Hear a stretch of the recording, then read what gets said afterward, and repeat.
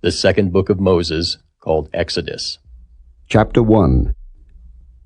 Now these are the names of the children of Israel, which came into Egypt.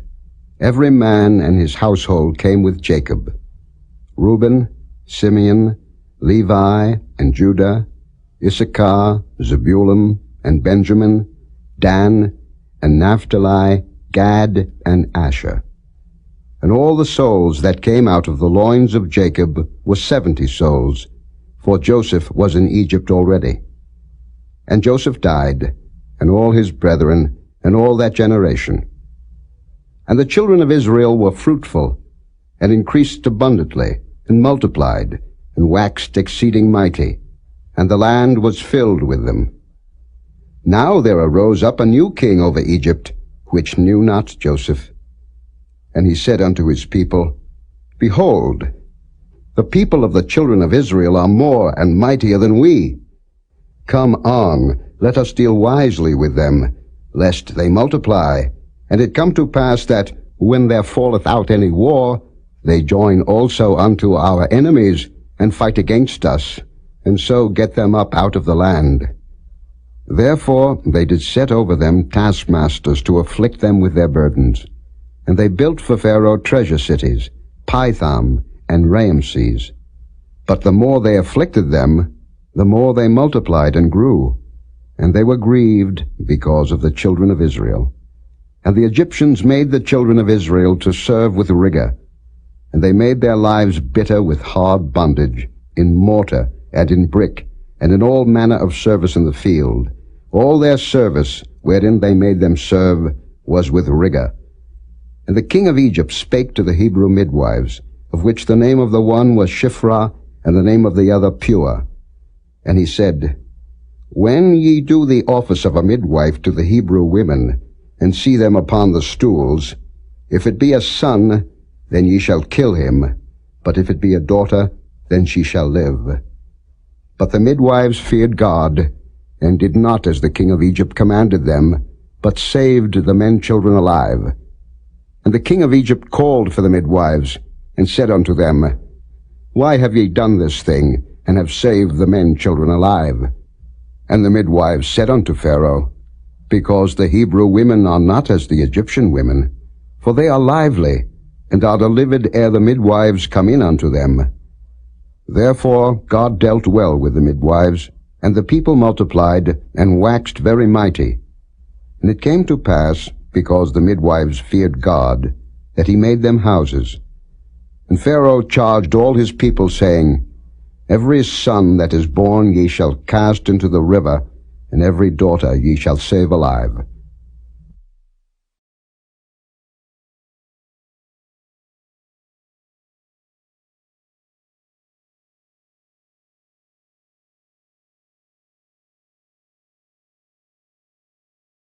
Chapter 2.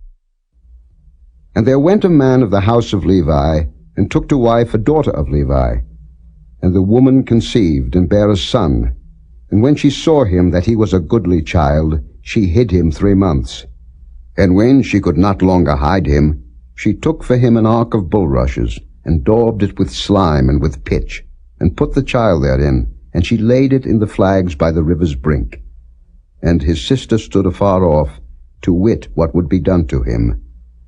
And the daughter of Pharaoh came down to wash herself at the river, and her maidens walked along by the river's side. And when she saw the ark among the flags, she sent her maid to fetch it. And when she had opened it, she saw the child, and behold, the babe wept. And she had compassion on him, and said, This is one of the Hebrews' children. Then said his sister to Pharaoh's daughter, Shall I go and call to thee a nurse of the Hebrew women, that she may nurse the child for thee? And Pharaoh's daughter said to her, Go. And the maid went and called the child's mother. And Pharaoh's daughter said unto her, Take this child away, and nurse it for me, and I will give thee thy wages. And the woman took the child, and nursed it. And the child grew, and she brought him unto Pharaoh's daughter, and he became her son. And she called his name Moses, and she said, Because I drew him out of the water. And it came to pass in those days, when Moses was grown, that he went out unto his brethren, and looked on their burdens. And he spied an Egyptian smiting an Hebrew, one of his brethren. And he looked this way and that way, and when he saw that there was no man, he slew the Egyptian, and hid him in the sand.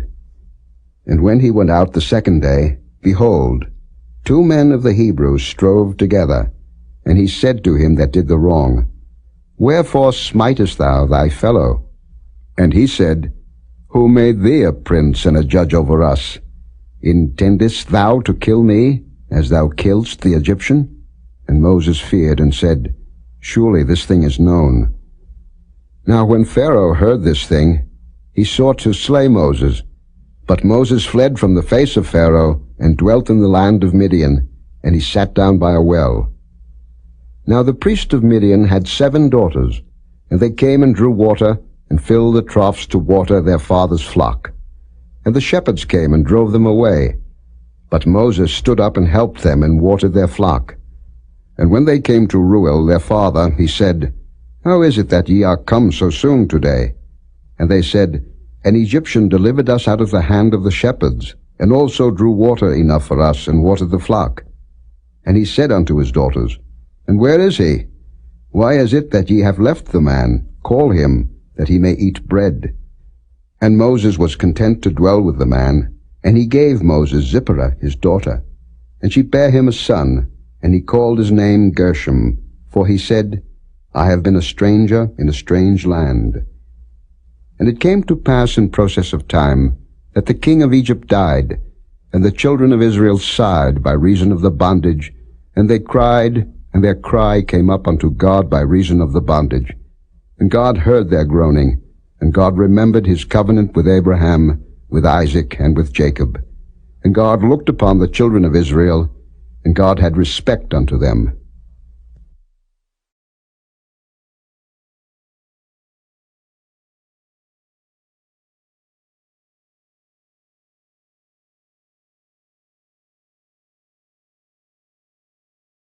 Chapter 3. Now Moses kept the flock of Jethro his father-in-law, the priest of Midian.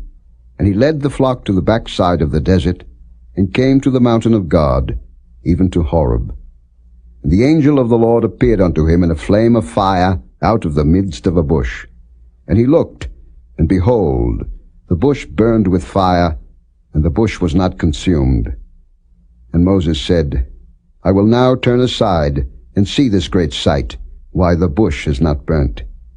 And when the Lord saw that he turned aside to see, God called unto him out of the midst of the bush, and said, Moses, Moses.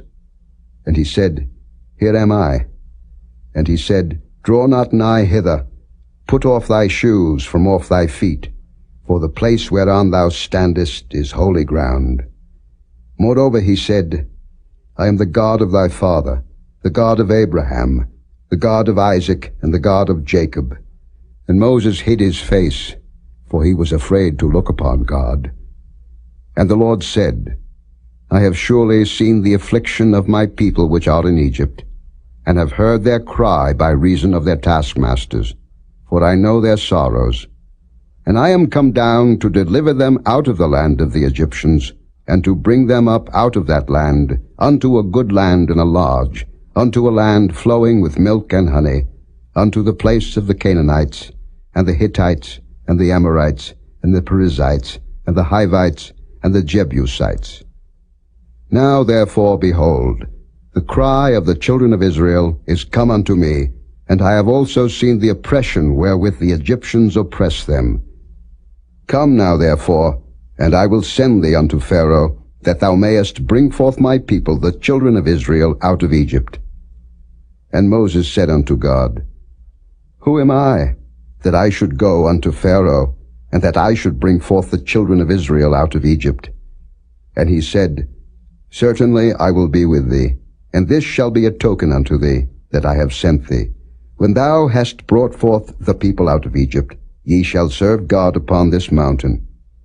And Moses said unto God, Behold, when I come unto the children of Israel, and shall say unto them, The God of your fathers hath sent me unto you, and they shall say to me, What is his name? What shall I say unto them? And God said unto Moses, I am that I am. And he said, Thus shalt thou say unto the children of Israel, I am hath sent me unto you. And God said moreover unto Moses, Thus shalt thou say unto the children of Israel, The Lord God of your fathers, the God of Abraham, the God of Isaac, and the God of Jacob, hath sent me unto you. This is my name forever, and this is my memorial unto all generations. Go and gather the elders of Israel together, and say unto them, The Lord God of your fathers, the God of Abraham, of Isaac, and of Jacob, appeared unto me, saying, I have surely visited you, and seen that which is done to you in Egypt. And I have said, I will bring you up out of the affliction of Egypt unto the land of the Canaanites, and the Hittites, and the Amorites, and the Perizzites, and the Hivites, and the Jebusites, unto a land flowing with milk and honey.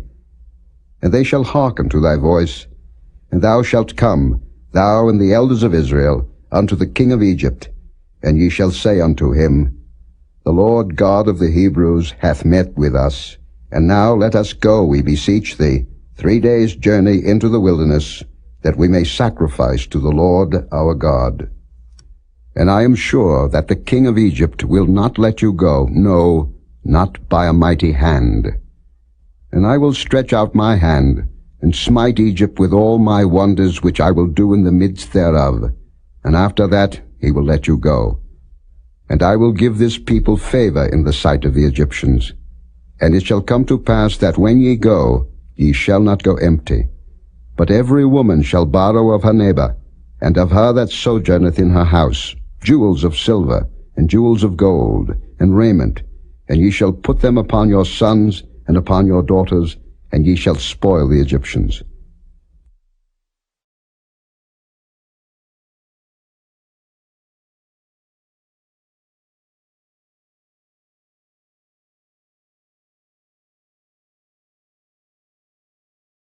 Chapter 4.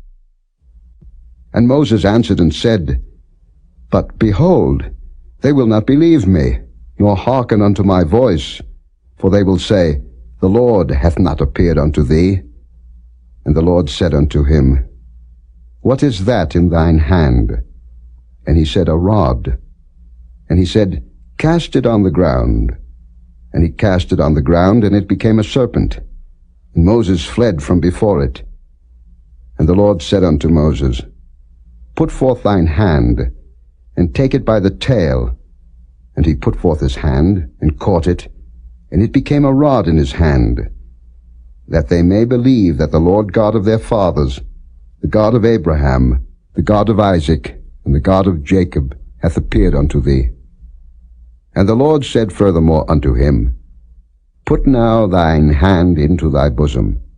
And he put his hand into his bosom, and when he took it out, behold, his hand was leprous as snow. And he said, Put thine hand into thy bosom again. And he put his hand into his bosom again, and plucked it out of his bosom, and behold, it was turned again as his other flesh. And it shall come to pass, if they will not believe thee, neither hearken to the voice of the first sign, that they will believe the voice of the latter sign.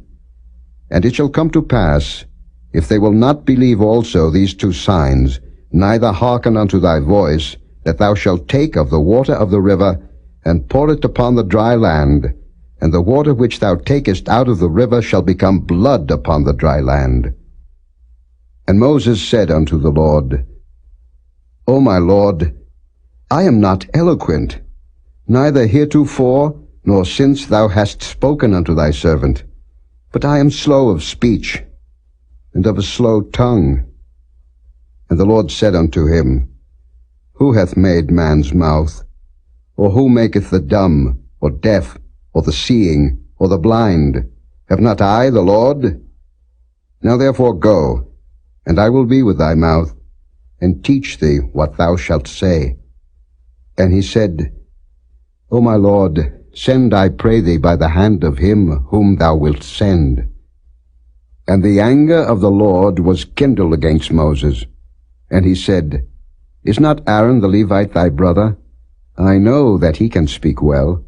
And also, behold, he cometh forth to meet thee, and when he seeth thee, he will be glad in his heart. And thou shalt speak unto him, and put words in his mouth. And I will be with thy mouth, and with his mouth, and will teach you what ye shall do. And he shall be thy spokesman unto the people.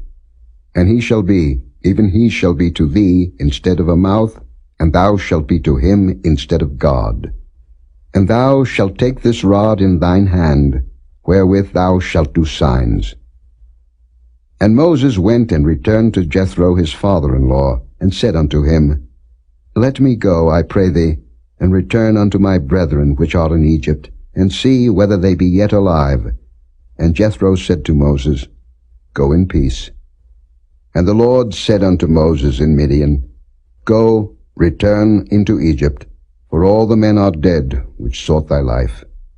And Moses took his wife and his sons, and set them upon an ass, and he returned to the land of Egypt. And Moses took the rod of God in his hand. And the Lord said unto Moses, When thou goest to return into Egypt, see that thou do all those wonders before Pharaoh, which I have put in thine hand. But I will harden his heart, that he shall not let the people go. And thou shalt say unto Pharaoh, Thus saith the Lord, Israel is my son, even my firstborn. And I say unto thee, Let my son go, that he may serve me. And if thou refuse to let him go, behold, I will slay thy son, even thy firstborn. And it came to pass by the way in the inn, that the Lord met him, and sought to kill him. Then Zipporah took a sharp stone, and cut off the foreskin of her son, and cast it at his feet, and said, Surely a bloody husband art thou to me. So he let him go. Then she said, A bloody husband thou art, because of the circumcision. And the Lord said to Aaron, Go into the wilderness to meet Moses. And he went, and met him in the mount of God, and kissed him. And Moses told Aaron all the words of the Lord who had sent him, and all the signs which he had commanded him. And Moses and Aaron went and gathered together all the elders of the children of Israel. And Aaron spake all the words which the Lord had spoken unto Moses, and did the signs in the sight of the people. And the people believed. And when they heard that the Lord had visited the children of Israel, and that he had looked upon their affliction, then they bowed their heads and worshipped.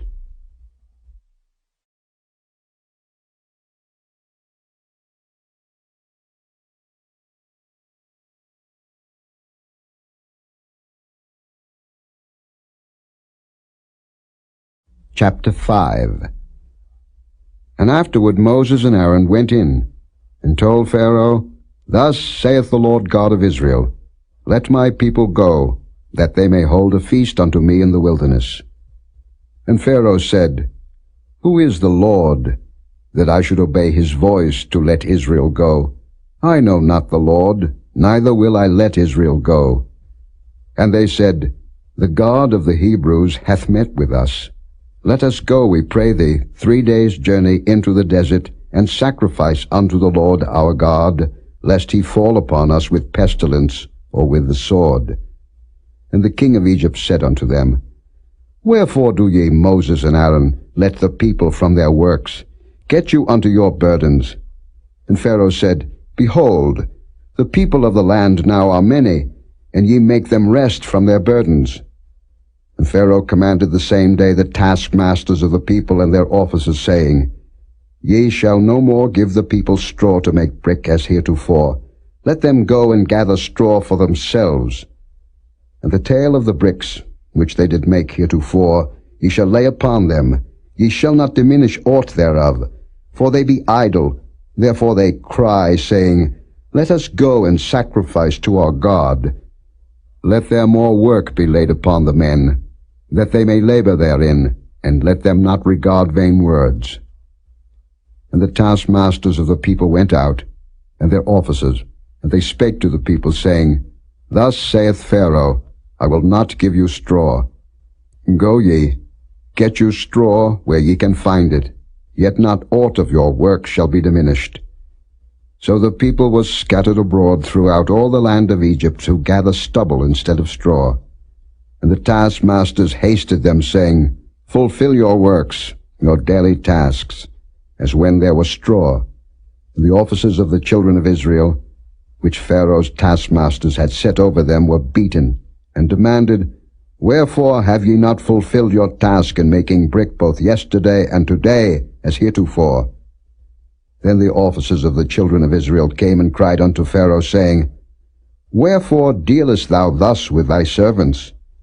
There is no straw given unto thy servants. And they say to us, Make brick. And behold, thy servants are beaten, but the fault is in thine own people. But he said, Ye are idle, ye are idle. Therefore ye say, Let us go and do sacrifice to the Lord. Go therefore now and work, for there shall no straw be given you, yet shall ye deliver the tale of bricks. And the officers of the children of Israel did see that they were in evil case, after it was said, Ye shall not minish aught from your bricks of your daily task. And they met Moses and Aaron, who stood in the way, as they came forth from Pharaoh. And they said unto them, The Lord look upon you and judge, because ye have made our savour to be abhorred in the eyes of Pharaoh, and in the eyes of his servants, to put a sword in their hand to slay us.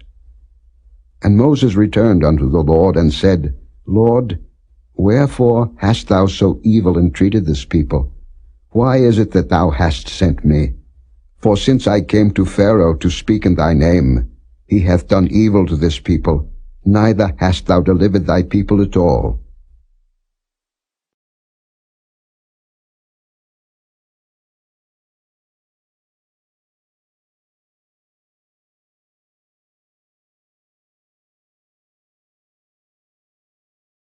Chapter 6. Then the Lord said unto Moses, Now shalt thou see what I will do to Pharaoh, for with a strong hand shall he let them go, and with a strong hand shall he drive them out of his land.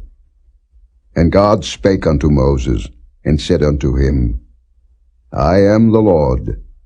And I appeared unto Abraham, unto Isaac, and unto Jacob, by the name of God Almighty. But by my name Jehovah was I not known to them.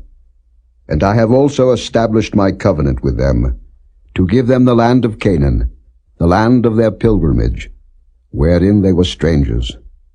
And I have also heard the groaning of the children of Israel, whom the Egyptians keep in bondage, and I have remembered my covenant. Wherefore say unto the children of Israel, I am the Lord, and I will bring you out from under the burdens of the Egyptians, and I will rid you out of their bondage, and I will redeem you with a stretched out arm, and with great judgments. And I will take you to me for a people, and I will be to you a God, and ye shall know that I am the Lord your God, which bringeth you out from under the burdens of the Egyptians. And I will bring you in unto the land, concerning the which I did swear to give it to Abraham, to Isaac, and to Jacob, and I will give it you for an heritage. I am the Lord. And Moses spake so unto the children of Israel, but they hearkened not unto Moses for anguish of spirit, and for cruel bondage. And the Lord spake unto Moses, saying, Go in, speak unto Pharaoh king of Egypt, that he let the children of Israel go out of his land. And Moses spake before the Lord, saying, Behold, the children of Israel have not hearkened unto me. How then shall Pharaoh hear me, who am of uncircumcised lips? And the Lord spake unto Moses and unto Aaron, and gave them a charge unto the children of Israel, and unto Pharaoh king of Egypt, to bring the children of Israel out of the land of Egypt. These be the heads of their fathers' houses, the sons of Reuben, the firstborn of Israel, Anak, and Palu, Hezron, and Carmi. These be the families of Reuben. And the sons of Simeon, Jemuel, and Jamin, and Ohad, and Jachin, and Zohar, and Shael, the son of a Canaanitish woman. These are the families of Simeon. And these are the names of the sons of Levi according to their generations, Gershon, and Kohath, and Merari. And the years of the life of Levi were 137 years.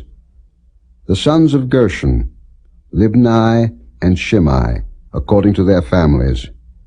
And the sons of Kohath, Amram, and Izhar, and Hebron, and Uzziel. And the years of the life of Kohath were 133 years.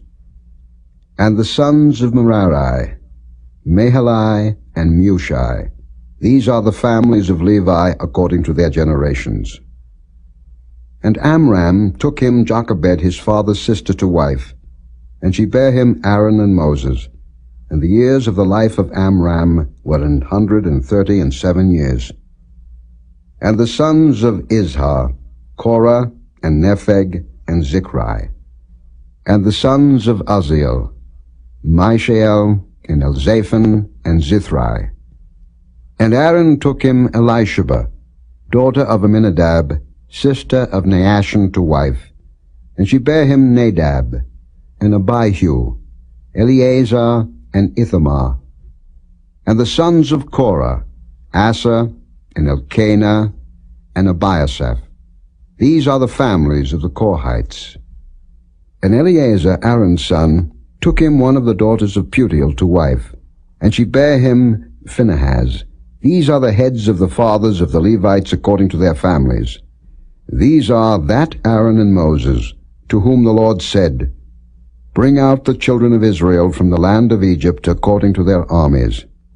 These are they which spake to Pharaoh king of Egypt, to bring out the children of Israel from Egypt. These are that Moses and Aaron.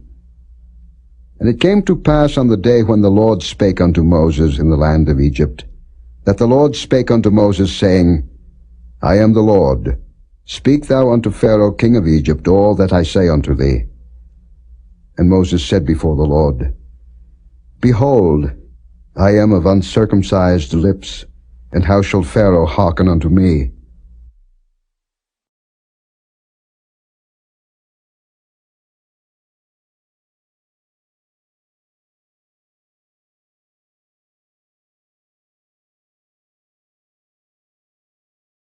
Chapter 7. And the Lord said unto Moses, See, I have made thee a god to Pharaoh, and Aaron thy brother shall be thy prophet. Thou shalt speak all that I command thee, and Aaron thy brother shall speak unto Pharaoh, that he send the children of Israel out of his land. And I will harden Pharaoh's heart, and multiply my signs and my wonders in the land of Egypt. But Pharaoh shall not hearken unto you, that I may lay my hand upon Egypt, and bring forth mine armies, and my people the children of Israel, out of the land of Egypt by great judgments. And the Egyptians shall know that I am the Lord, when I stretch forth mine hand upon Egypt, and bring out the children of Israel from among them. And Moses and Aaron did as the Lord commanded them, so did they. And Moses was 80 years old, and Aaron 83 years old, when they spake unto Pharaoh. And the Lord spake unto Moses and unto Aaron, saying, When Pharaoh shall speak unto you, saying, Show a miracle for you, then thou shalt say unto Aaron, Take thy rod, and cast it before Pharaoh, and it shall become a serpent. And Moses and Aaron went in unto Pharaoh, and they did so as the Lord had commanded. And Aaron cast down his rod before Pharaoh, and before his servants, and it became a serpent. Then Pharaoh also called the wise men and the sorcerers.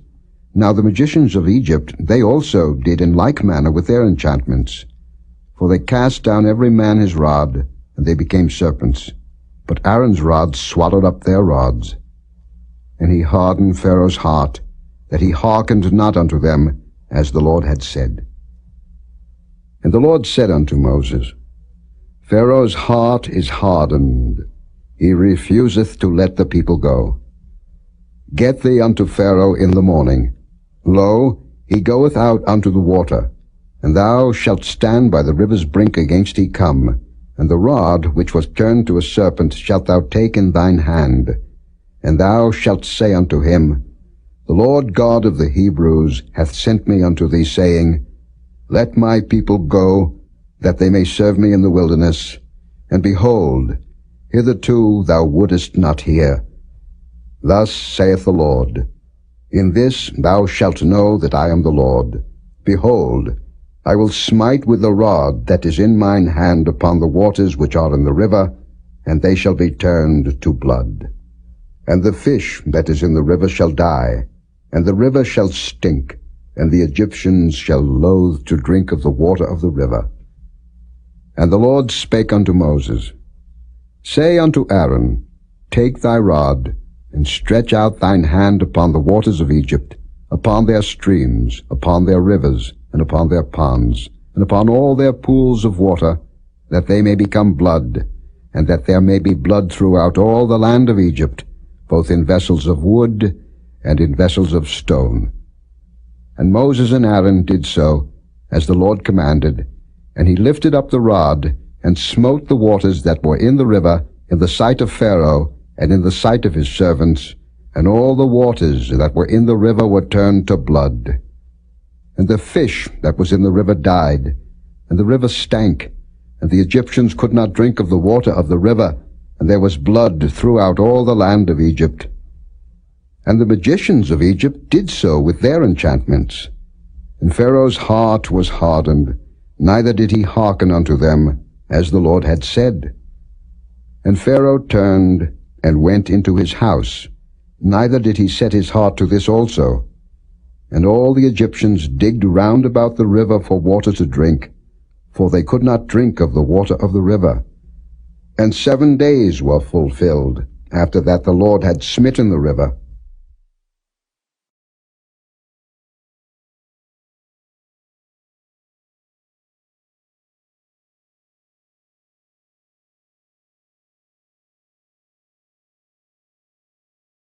Chapter 8. And the Lord spake unto Moses, Go unto Pharaoh, and say unto him, Thus saith the Lord, Let my people go, that they may serve me. And if thou refuse to let them go, behold, I will smite all thy borders with frogs. And the river shall bring forth frogs abundantly, which shall go up and come into thine house, and into thy bedchamber, and upon thy bed, and into the house of thy servants, and upon thy people, and into thine ovens, and into thy kneading troughs. And the frog shall come up both on thee, and upon thy people, and upon all thy servants. And the Lord spake unto Moses, Say unto Aaron, Stretch forth thine hand with thy rod over the streams, over the rivers, and over the ponds, and cause frogs to come up upon the land of Egypt. And Aaron stretched out his hand over the waters of Egypt, and the frogs came up, and covered the land of Egypt. And the magicians did so with their enchantments, and brought up frogs upon the land of Egypt. Then Pharaoh called for Moses and Aaron, and said, Entreat the Lord, that he may take away the frogs from me, and from my people, and I will let the people go, that they may do sacrifice unto the Lord. And Moses said unto Pharaoh, Glory over me, when shall I entreat for thee, and for thy servants, and for thy people, to destroy the frogs from thee and thy houses, that they may remain in the river only? And he said, Tomorrow. And he said, Be it according to thy word, that thou mayest know that there is none like unto the Lord our God. And the frogs shall depart from thee, and from thy houses, and from thy servants, and from thy people. They shall remain in the river only. And Moses and Aaron went out from Pharaoh, and Moses cried unto the Lord because of the frogs which he had brought against Pharaoh. And the Lord did according to the word of Moses, and the frogs died out of the houses, out of the villages, and out of the fields. And they gathered them together upon heaps, and the land stank. But when Pharaoh saw that there was respite, he hardened his heart, and hearkened not unto them, as the Lord had said. And the Lord said unto Moses, Say unto Aaron, Stretch out thy rod, and smite the dust of the land, that it may become lice throughout all the land of Egypt. And they did so, for Aaron stretched out his hand with his rod, and smote the dust of the earth, and it became lice in man and in beast. All the dust of the land became lice throughout all the land of Egypt. And the magicians did so with their enchantments to bring forth lice. But they could not, so there were lice upon man and upon beast. Then the magicians said unto Pharaoh, This is the finger of God. And Pharaoh's heart was hardened, and he hearkened not unto them, as the Lord had said. And the Lord said unto Moses, Rise up early in the morning, and stand before Pharaoh. Lo, he cometh forth to the water, and say unto him, Thus saith the Lord, Let my people go, that they may serve me. Else, if thou wilt not let my people go, behold, I will send swarms of flies upon thee, and upon thy servants, and upon thy people, and into thy houses, and the houses of the Egyptians shall be full of swarms of flies, and also the ground whereon they are. And I will sever in that day the land of Goshen, in which my people dwell, that no swarms of flies shall be there, to the end thou mayest know that I am the Lord in the midst of the earth. And I will put a division between my people and thy people. Tomorrow shall this sign be. And the Lord did so. And there came a grievous swarm of flies into the house of Pharaoh, and into his servants' houses, and into all the land of Egypt. The land was corrupted by reason of the swarm of flies.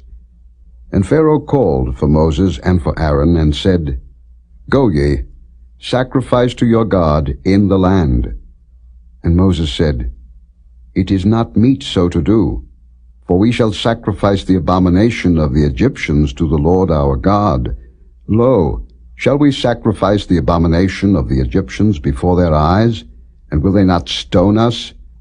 We will go 3 days' journey into the wilderness, and sacrifice to the Lord our God, as he shall command us.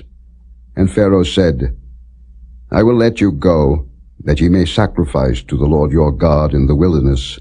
Only ye shall not go very far away, entreat for me.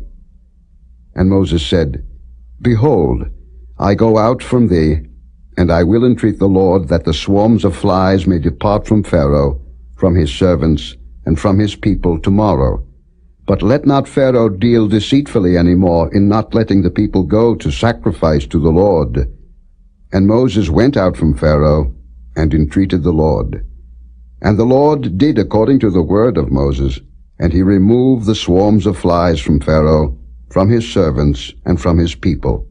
There remained not one. And Pharaoh hardened his heart at this time also, neither would he let the people go.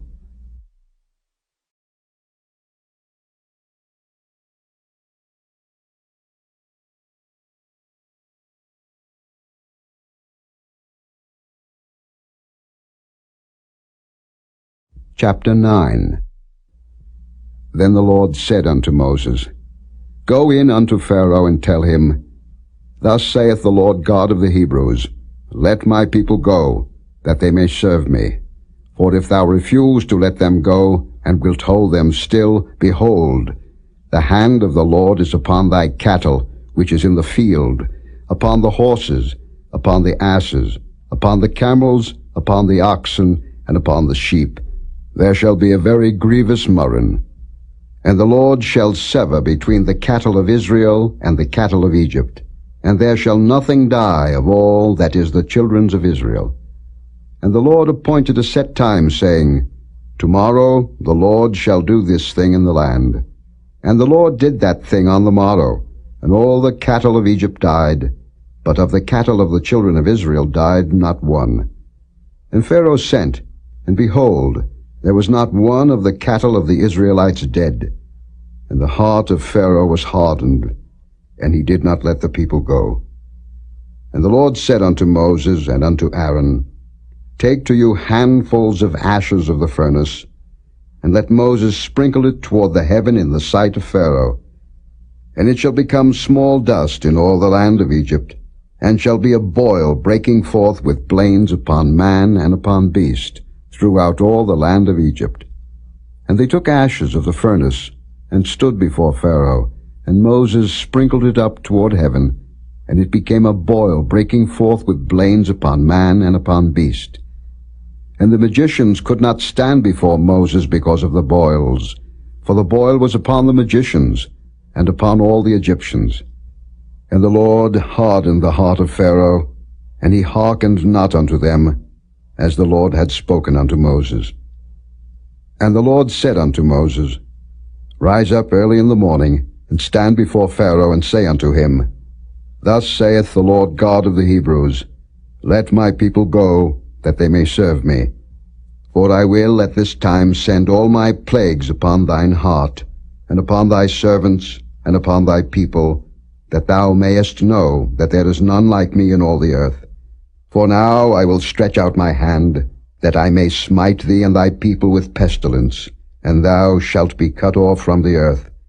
And in very deed for this cause have I raised thee up, for to show in thee my power, and that my name may be declared throughout all the earth. As yet exaltest thou thyself against my people, that thou wilt not let them go? Behold, tomorrow about this time I will cause it to rain a very grievous hail, such as hath not been in Egypt since the foundation thereof even until now. Send therefore now, and gather thy cattle, and all that thou hast in the field, for upon every man and beast which shall be found in the field, and shall not be brought home, the hail shall come down upon them, and they shall die. He that feared the word of the Lord among the servants of Pharaoh made his servants and his cattle flee into the houses.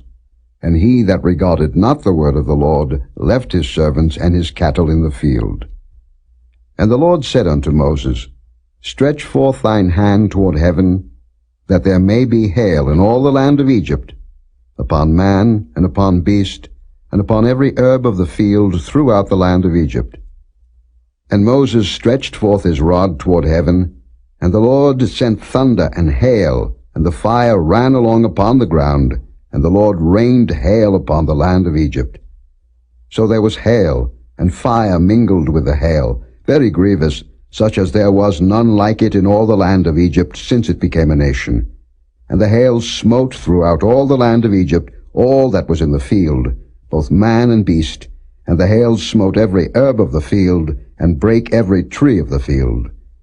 Only in the land of Goshen, where the children of Israel were, was there no hail. And Pharaoh sent, and called for Moses and Aaron, and said unto them, I have sinned this time. The Lord is righteous, and I and my people are wicked. Entreat the Lord, for it is enough, that there be no more mighty thunderings and hail, and I will let you go, and ye shall stay no longer. And Moses said unto him, As soon as I am gone out of the city, I will spread abroad my hands unto the Lord, and the thunder shall cease, neither shall there be any more hail, that thou mayest know how that the earth is the Lord's. But as for thee and thy servants, I know that ye will not yet fear the Lord God.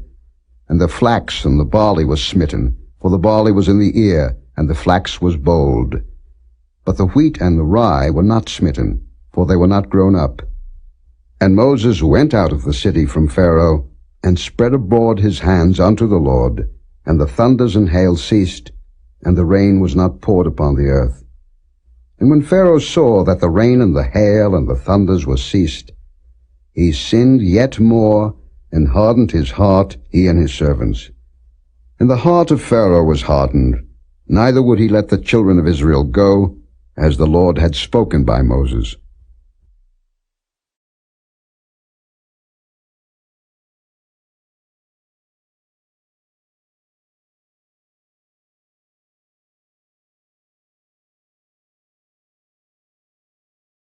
Chapter 10.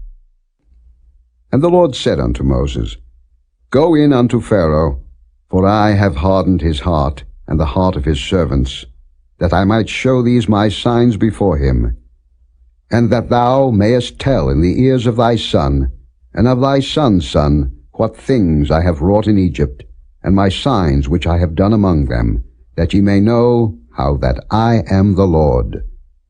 And Moses and Aaron came in unto Pharaoh, and said unto him, Thus saith the Lord God of the Hebrews, How long wilt thou refuse to humble thyself before me? Let my people go, that they may serve me. Else, if thou refuse to let my people go, behold, tomorrow will I bring the locusts into thy coast, and they shall cover the face of the earth, that one cannot be able to see the earth. And they shall eat the residue of that which is escaped, which remaineth unto you from the hail, and shall eat every tree which groweth for you out of the field. And they shall fill thy houses, and the houses of all thy servants, and the houses of all the Egyptians, which neither thy fathers nor thy fathers' fathers have seen, since the day that they were upon the earth unto this day. And he turned himself, and went out from Pharaoh. And Pharaoh's servants said unto him, How long shall this man be a snare unto us? Let the men go, that they may serve the Lord their God. Knowest thou not yet that Egypt is destroyed? And Moses and Aaron were brought again unto Pharaoh. And he said unto them, Go, serve the Lord your God. But who are they that shall go? And Moses said, We will go with our young and with our old, with our sons and with our daughters, with our flocks and with our herds will we go, for we must hold a feast unto the Lord. And he said unto them, Let the Lord be so with you, as I will let you go. And your little ones, look to it, for evil is before you. Not so. Go now, ye that are men, and serve the Lord, for that ye did desire. And they were driven out from Pharaoh's presence. And the Lord said unto Moses, Stretch out thine hand over the land of Egypt for the locusts, that they may come up upon the land of Egypt, and eat every herb of the land, even all that the hail hath left. And Moses stretched forth his rod over the land of Egypt, and the Lord brought an east wind upon the land all that day and all that night. And when it was morning, the east wind brought the locusts. And the locusts went up over all the land of Egypt, and rested in all the coasts of Egypt. Very grievous were they. Before them there were no such locusts as they, neither after them shall be such. For they covered the face of the whole earth, so that the land was darkened. And they did eat every herb of the land, and all the fruit of the trees which the hail had left. And there remained not any green thing in the trees, or in the herbs of the field, through all the land of Egypt. Then Pharaoh called for Moses and Aaron in haste, and he said, I have sinned against the Lord your God, and against you. Now therefore forgive, I pray thee, my sin only this once, and entreat the Lord your God, that he may take away from me this death only. And he went out from Pharaoh, and entreated the Lord. And the Lord turned a mighty strong west wind, which took away the locusts, and cast them into the Red Sea. There remained not one locust in all the coasts of Egypt. But the Lord hardened Pharaoh's heart, so that he would not let the children of Israel go. And the Lord said unto Moses, Stretch out thine hand toward heaven, that there may be darkness over the land of Egypt, even darkness which may be felt. And Moses stretched forth his hand toward heaven, and there was a thick darkness in all the land of Egypt 3 days. They saw not one another, neither rose any from his place for 3 days. But all the children of Israel had light in their dwellings. And Pharaoh called unto Moses, and said, Go ye, serve the Lord. Only let your flocks and your herds be stayed. Let your little ones also go with you. And Moses said, Thou must give us also sacrifices and burnt offerings, that we may sacrifice unto the Lord our God. Our cattle also shall go with us. There shall not an hoof be left behind, for thereof must we take to serve the Lord our God. And we know not with what we must serve the Lord, until we come thither. But the Lord hardened Pharaoh's heart, and he would not let them go. And Pharaoh said unto him, Get thee from me, take heed to thyself, see my face no more, for in that day thou seest my face, thou shalt die. And Moses said, Thou hast spoken well. I will see thy face again no more.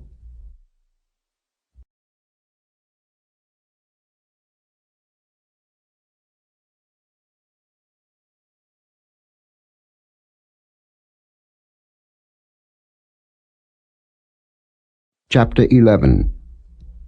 And the Lord said unto Moses, Yet will I bring one plague more upon Pharaoh, and upon Egypt, Afterwards he will let you go hence. When he shall let you go, he shall surely thrust you out hence altogether.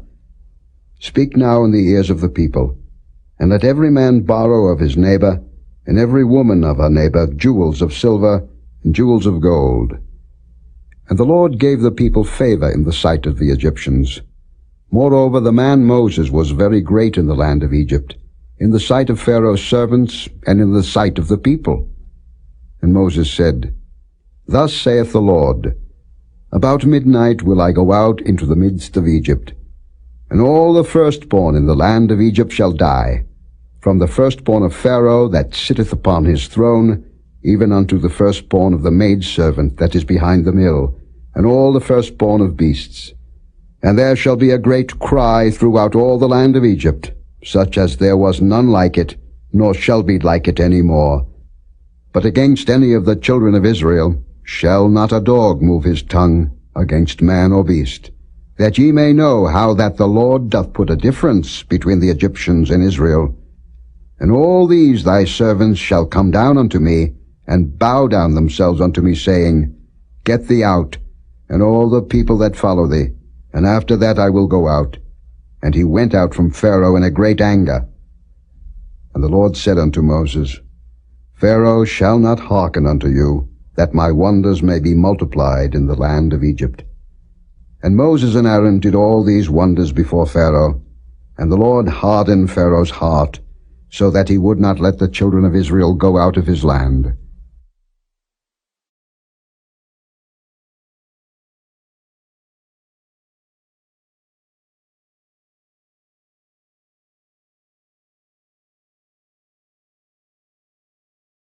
Chapter 12. And the Lord spake unto Moses and Aaron in the land of Egypt, saying, This month shall be unto you the beginning of months. It shall be the first month of the year to you. Speak ye unto all the congregation of Israel, saying, In the 10th day of this month they shall take to them every man a lamb, according to the house of their fathers, a lamb for an house. And if the household be too little for the lamb, let him and his neighbor next unto his house take it according to the number of the souls. Every man according to his eating shall make your count for the lamb. Your lamb shall be without blemish, a male of the first year. Ye shall take it out from the sheep or from the goats.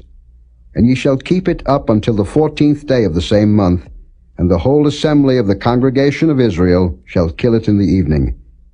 And they shall take of the blood, and strike it on the 2 side posts and on the upper door post of the houses wherein they shall eat it. And they shall eat the flesh in that night, roast with fire, and unleavened bread, and with bitter herbs they shall eat it. Eat not of it raw, nor sodden it all with water, but roast with fire, his head with his legs, and with the purtenance thereof.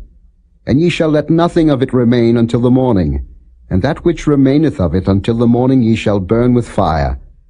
And thus shall ye eat it, with your loins girded, your shoes on your feet, and your staff in your hand, and ye shall eat it in haste. It is the Lord's Passover. For I will pass through the land of Egypt this night, and will smite all the firstborn in the land of Egypt, both man and beast, and against all the gods of Egypt I will execute judgment. I am the Lord. And the blood shall be to you for a token upon the houses where ye are.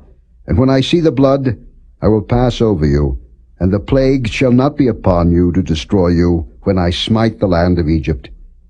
And this day shall be unto you for a memorial, and ye shall keep it a feast to the Lord throughout your generations. Ye shall keep it a feast by an ordinance forever. 7 days shall ye eat unleavened bread.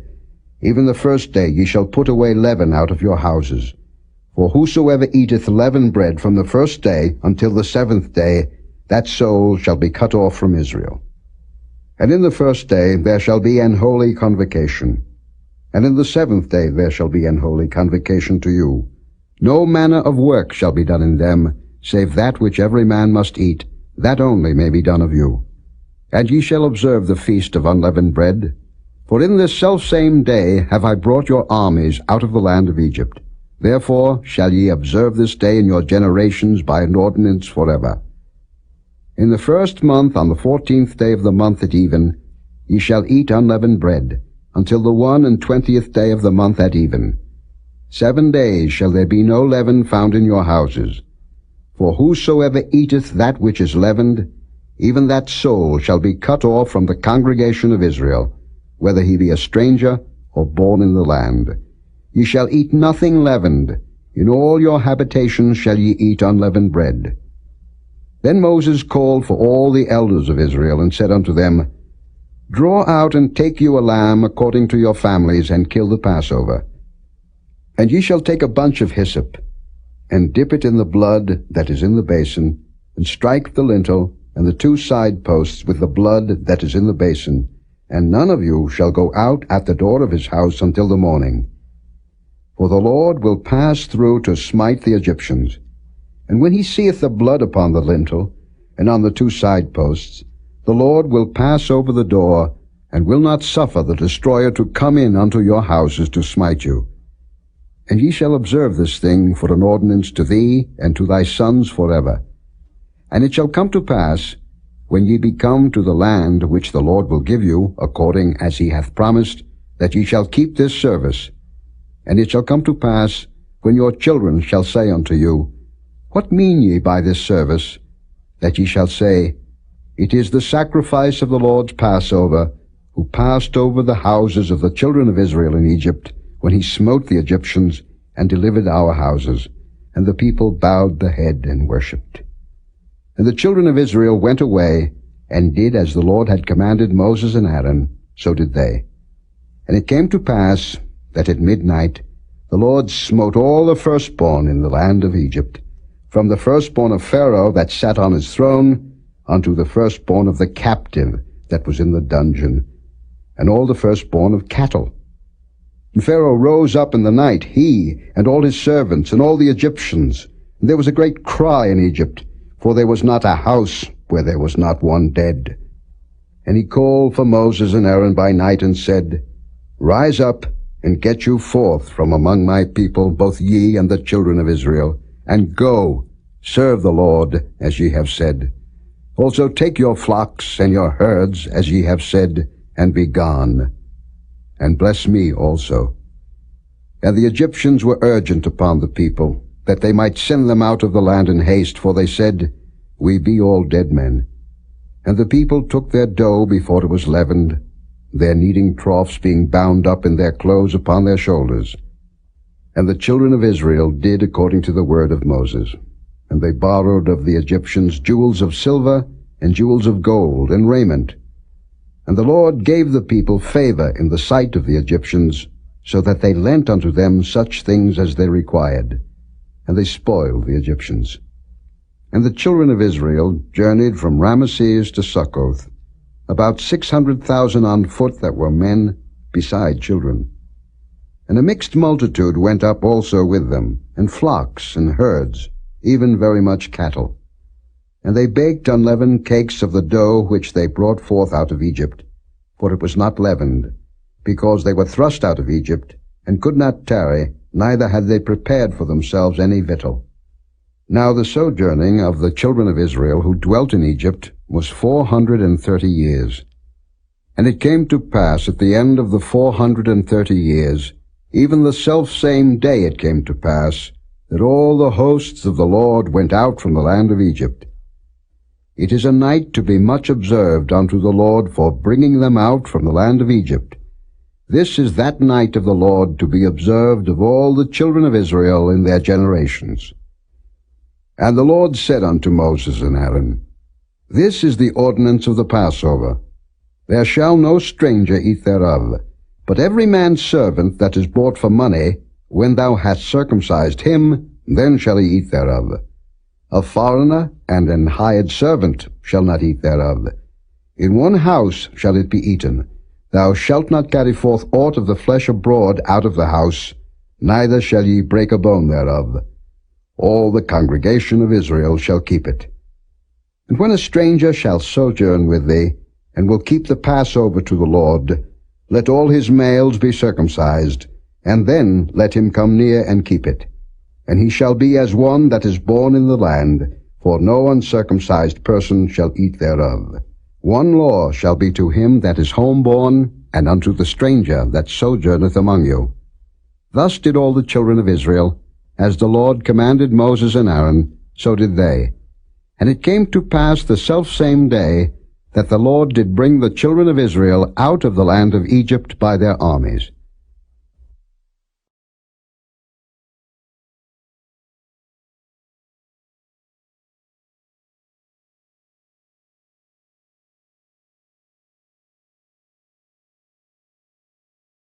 Chapter 13. And the Lord spake unto Moses, saying, Sanctify unto me all the firstborn, whatsoever openeth the womb among the children of Israel, both of man and of beast, it is mine. And Moses said unto the people, Remember this day, in which ye came out from Egypt, out of the house of bondage, for by strength of hand the Lord brought you out from this place. There shall no leavened bread be eaten. This day came ye out in the month Abib. And it shall be, when the Lord shall bring thee into the land of the Canaanites, and the Hittites, and the Amorites, and the Hivites, and the Jebusites, which he sware unto thy fathers to give thee, a land flowing with milk and honey, that thou shalt keep this service in this month. 7 days thou shalt eat unleavened bread, and in the 7th day shall be a feast to the Lord. Unleavened bread shall be eaten 7 days, and there shall no leavened bread be seen with thee, neither shall there be leaven seen with thee in all thy quarters. And thou shalt show thy son in that day, saying, This is done because of that which the Lord did unto me when I came forth out of Egypt. And it shall be for a sign unto thee upon thine hand, and for a memorial between thine eyes, that the Lord's law may be in thy mouth, for with a strong hand hath the Lord brought thee out of Egypt. Thou shalt therefore keep this ordinance in his season from year to year. And it shall be, when the Lord shall bring thee into the land of the Canaanites, as he sware unto thee and to thy fathers, and shall give it thee, that thou shalt set apart unto the Lord all that openeth the matrix, and every firstling that cometh of a beast which thou hast, the males shall be the Lord's. And every firstling of an ass thou shalt redeem with a lamb.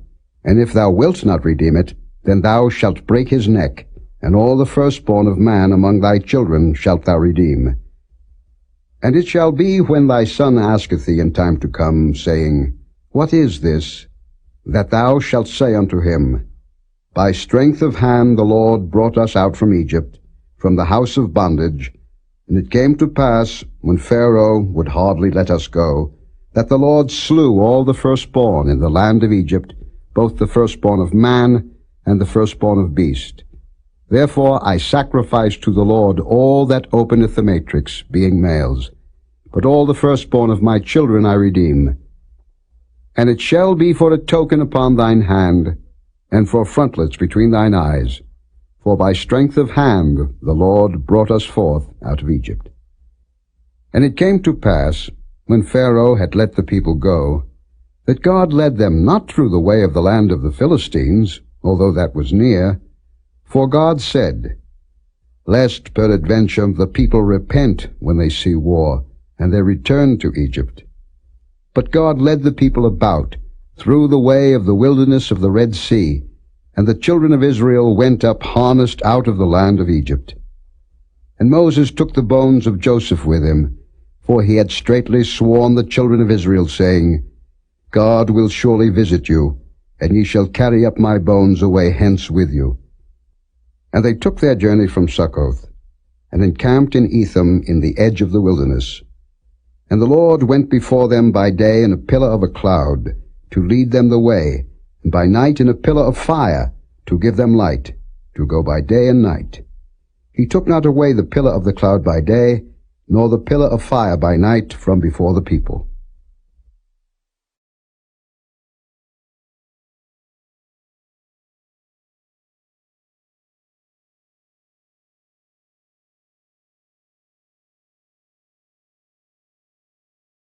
Chapter 14. And the Lord spake unto Moses, saying, Speak unto the children of Israel, that they turn and encamp before Pihahiroth, between Migdol and the sea, over against Baal-zephon, before it shall ye encamp by the sea. For Pharaoh will say of the children of Israel, They are entangled in the land, the wilderness hath shut them in. And I will harden Pharaoh's heart, that he shall follow after them. And I will be honored upon Pharaoh, and upon all his host, that the Egyptians may know that I am the Lord. And they did so. And it was told the king of Egypt that the people fled, and the heart of Pharaoh and of his servants was turned against the people, and they said, Why have we done this, that we have let Israel go from serving us? And he made ready his chariot, and took his people with him. And he took 600 chosen chariots, and all the chariots of Egypt, and captains over every one of them. And the Lord hardened the heart of Pharaoh king of Egypt, and he pursued after the children of Israel. And the children of Israel went out with an high hand.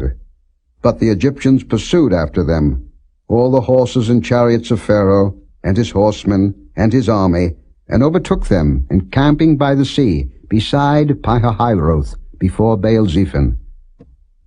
And when Pharaoh drew nigh, the children of Israel lifted up their eyes, and behold, the Egyptians marched after them, and they were sore afraid.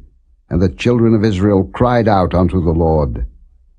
And they said unto Moses, Because there were no graves in Egypt, hast thou taken us away to die in the wilderness? Wherefore hast thou dealt thus with us, to carry us forth out of Egypt? Is not this the word that we did tell thee in Egypt, saying, Let us alone, that we may serve the Egyptians? For it had been better for us to serve the Egyptians, than that we should die in the wilderness. And Moses said unto the people, Fear ye not, stand still, and see the salvation of the Lord, which he will show to you today. For the Egyptians whom ye have seen today, ye shall see them again no more forever. The Lord shall fight for you, and ye shall hold your peace. And the Lord said unto Moses, Wherefore criest thou unto me? Speak unto the children of Israel, that they go forward. But lift thou up thy rod, and stretch out thine hand over the sea, and divide it. And the children of Israel shall go on dry ground through the midst of the sea. And I, behold, I will harden the hearts of the Egyptians, and they shall follow them. And I will get me honor upon Pharaoh, and upon all his host, upon his chariots, and upon his horsemen.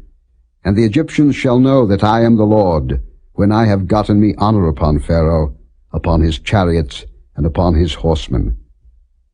And the angel of God, which went before the camp of Israel, removed and went behind them, and the pillar of the cloud went from before their face, and stood behind them. And it came between the camp of the Egyptians and the camp of Israel, and it was a cloud and darkness to them, but it gave light by night to these, so that the one came not near the other all the night.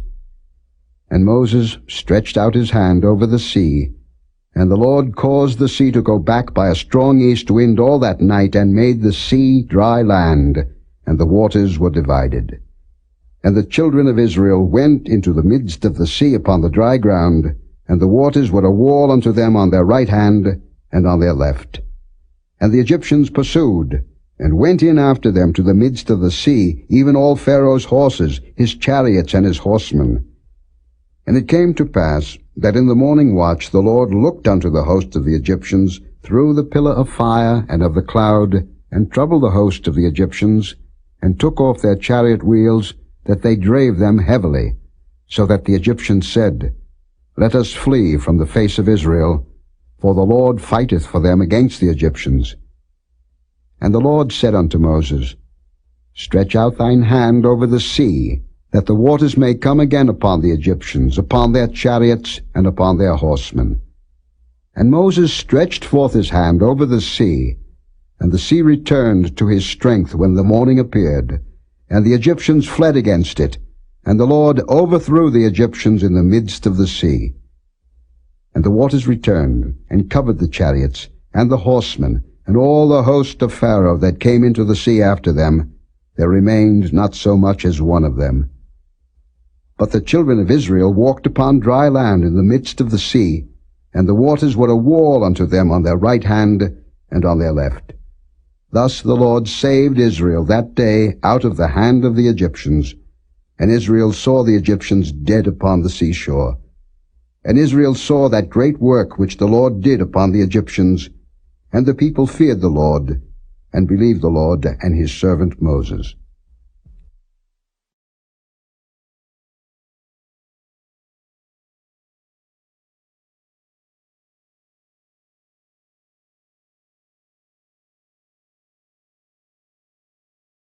Chapter 15. Then sang Moses and the children of Israel this song unto the Lord, and spake, saying, I will sing unto the Lord, for he hath triumphed gloriously. The horse and his rider hath he thrown into the sea.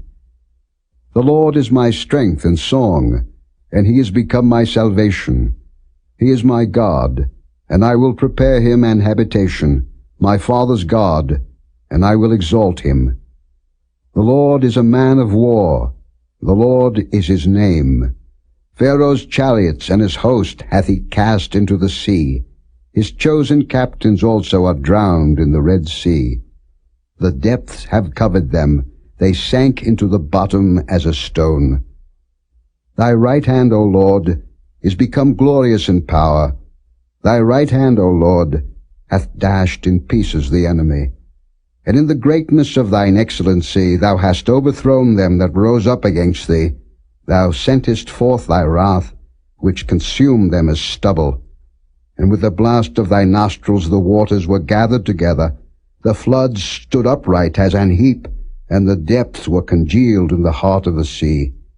The enemy said, I will pursue, I will overtake, I will divide the spoil, my lust shall be satisfied upon them. I will draw my sword, my hand shall destroy them. Thou didst blow with thy wind, the sea covered them, they sank as lead in the mighty waters. Who is like unto thee, O Lord, among the gods? Who is like thee, glorious in holiness, fearful in praises, doing wonders?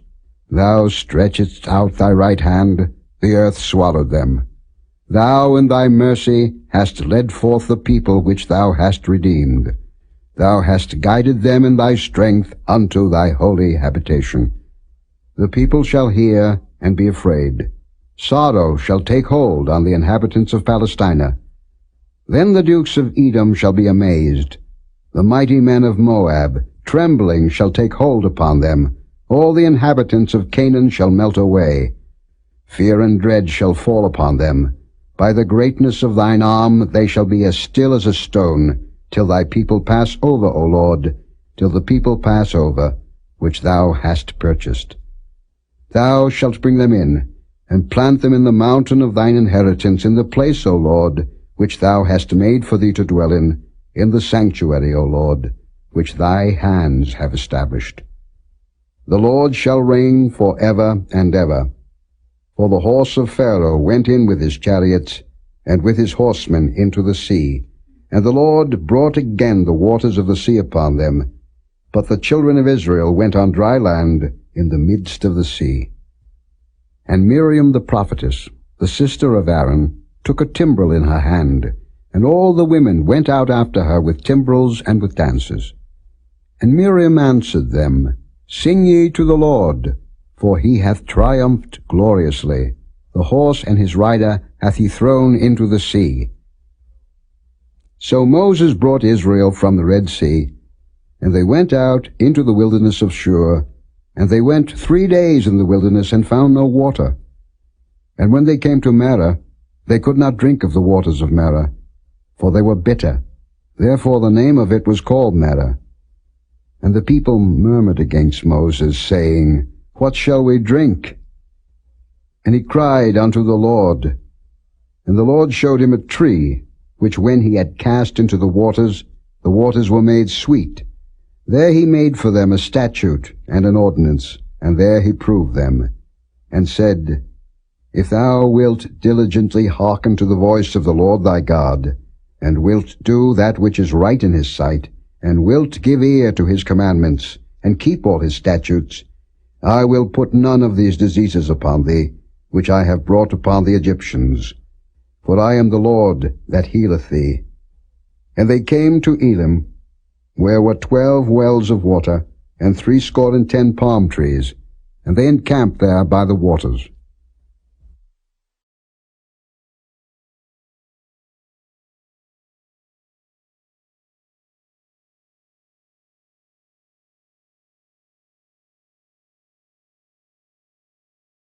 Chapter 16. And they took their journey from Elim, and all the congregation of the children of Israel came into the wilderness of Sin, which is between Elim and Sinai, on the 15th day of the 2nd month after their departing out of the land of Egypt. And the whole congregation of the children of Israel murmured against Moses and Aaron in the wilderness. And the children of Israel said unto them, Would to God we had died by the hand of the Lord in the land of Egypt, when we sat by the flesh pots, and when we did eat bread to the full, for ye have brought us forth into this wilderness to kill this whole assembly with hunger. Then said the Lord unto Moses, Behold, I will rain bread from heaven for you, and the people shall go out and gather a certain rate every day, that I may prove them, whether they will walk in my law or no. And it shall come to pass, that on the 6th day they shall prepare that which they bring in, and it shall be twice as much as they gather daily. And Moses and Aaron said unto all the children of Israel, At even, then ye shall know that the Lord hath brought you out from the land of Egypt. And in the morning, then ye shall see the glory of the Lord, for that he heareth your murmurings against the Lord. And what are we, that ye murmur against us? And Moses said, This shall be, when the Lord shall give you in the evening flesh to eat, and in the morning bread to the full, for that the Lord heareth your murmurings which ye murmur against him. And what are we? Your murmurings are not against us, but against the Lord. And Moses spake unto Aaron, Say unto all the congregation of the children of Israel, Come near before the Lord, for he hath heard your murmurings. And it came to pass, as Aaron spake unto the whole congregation of the children of Israel, that they looked toward the wilderness, and behold, the glory of the Lord appeared in the cloud. And the Lord spake unto Moses, saying, I have heard the murmurings of the children of Israel. Speak unto them, saying, At even ye shall eat flesh, and in the morning ye shall be filled with bread, and ye shall know that I am the Lord your God. And it came to pass, that at even the quails came up, and covered the camp, and in the morning the dew lay round about the host. And when the dew that lay was gone up, behold, upon the face of the wilderness there lay a small round thing, as small as the hoarfrost on the ground. And when the children of Israel saw it, they said one to another, It is manna, for they wist not what it was. And Moses said unto them, This is the bread which the Lord hath given you to eat. This is the thing which the Lord hath commanded. Gather of it every man according to his eating, an omer for every man, according to the number of your persons. Take ye every man for them which are in his tents. And the children of Israel did so, and gathered, some more, some less. And when they did meet it with an omer, he that gathered much had nothing over, and he that gathered little had no lack. They gathered every man according to his eating. And Moses said, Let no man leave of it till the morning. Notwithstanding, they hearkened not unto Moses, but some of them left of it until the morning, and it bred worms, and stank. And Moses was wroth with them. And they gathered it every morning, every man according to his eating, and when the sun waxed hot, it melted. And it came to pass that on the 6th day they gathered twice as much bread, 2 omers for one man, and all the rulers of the congregation came and told Moses. And he said unto them, This is that which the Lord hath said. Tomorrow is the rest of the holy Sabbath unto the Lord. Bake that which ye will bake today, and seethe that ye will seethe, and that which remaineth over lay up for you to be kept until the morning. And they laid it up till the morning, as Moses bade, and it did not stink, neither was there any worm therein. And Moses said, Eat that today, for today is a Sabbath unto the Lord. Today ye shall not find it in the field. 6 days ye shall gather it, but on the 7th day, which is the Sabbath, in it there shall be none. And it came to pass that there went out some of the people on the 7th day for to gather, and they found none. And the Lord said unto Moses, How long refuse ye to keep my commandments and my laws? See, for that the Lord hath given you the Sabbath, therefore he giveth you on the 6th day the bread of 2 days. Abide ye every man in his place, let no man go out of his place on the 7th day. So the people rested on the 7th day. And the house of Israel called the name thereof manna, and it was like coriander seed, white, and the taste of it was like wafers made with honey. And Moses said, This is the thing which the Lord commandeth. Fill an omer of it to be kept for your generations, that they may see the bread wherewith I have fed you in the wilderness, when I brought you forth from the land of Egypt. And Moses said unto Aaron, Take a pot, and put an omer full of manna therein, and lay it up before the Lord to be kept for your generations. As the Lord commanded Moses, so Aaron laid it up before the testimony to be kept. And the children of Israel did eat manna 40 years, until they came to a land inhabited. They did eat manna until they came unto the borders of the land of Canaan. Now an omer is the 10th part of an ephah.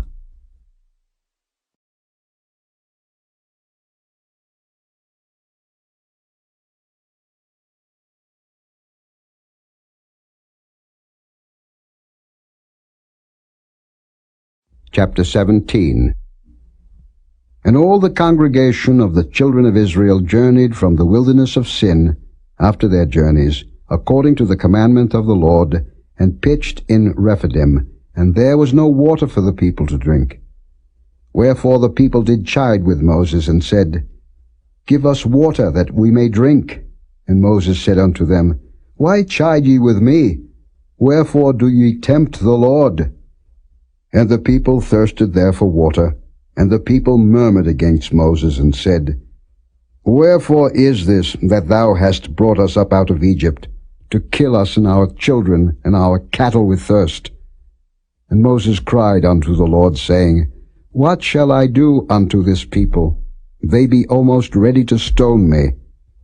And the Lord said unto Moses, Go on before the people, and take with thee of the elders of Israel, and thy rod wherewith thou smotest the river, take in thine hand, and go. Behold, I will stand before thee there upon the rock in Horeb, and thou shalt smite the rock, and there shall come water out of it, that the people may drink. And Moses did so in the sight of the elders of Israel.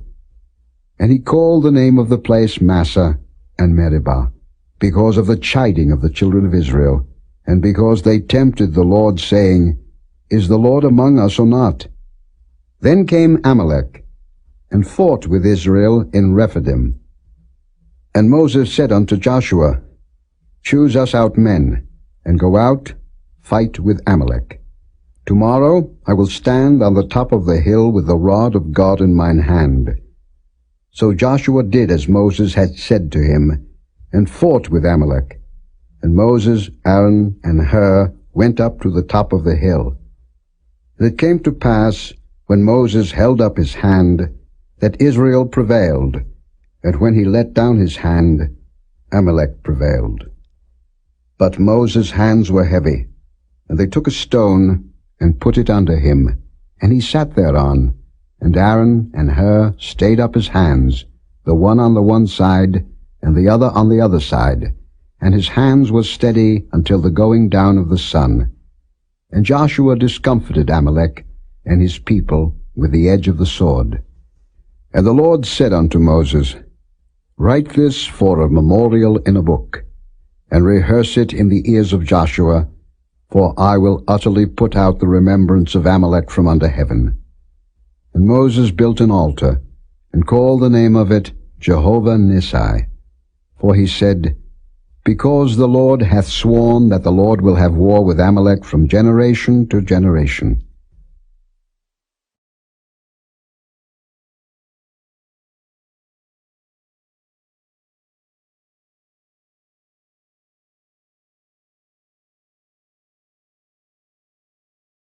Chapter 18. When Jethro, the priest of Midian, Moses' father-in-law, heard of all that God had done for Moses and for Israel his people, and that the Lord had brought Israel out of Egypt, then Jethro, Moses' father-in-law, took Zipporah, Moses' wife, after he had sent her back, and her 2 sons, of which the name of the one was Gershom, for he said, I have been an alien in a strange land, and the name of the other was Eliezer, for the God of my father, said he, was mine help, and delivered me from the sword of Pharaoh.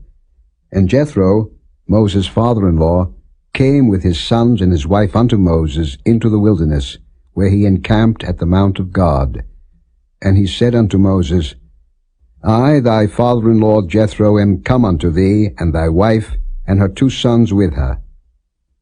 And Moses went out to meet his father-in-law, and did obeisance, and kissed him, and they asked each other of their welfare, and they came into the tent.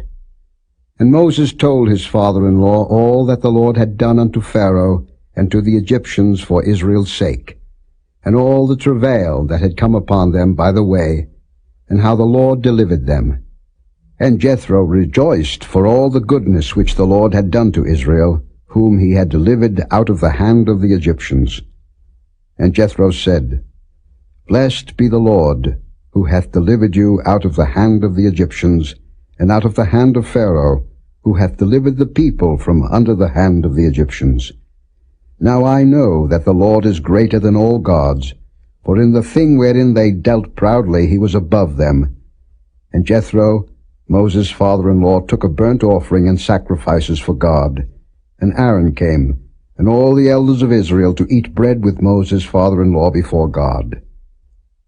And it came to pass on the morrow that Moses sat to judge the people, and the people stood by Moses from the morning unto the evening. And when Moses' father-in-law saw all that he did to the people, he said, What is this thing that thou doest to the people? Why sittest thou thyself alone, and all the people stand by thee from morning unto even? And Moses said unto his father-in-law, Because the people come unto me to inquire of God.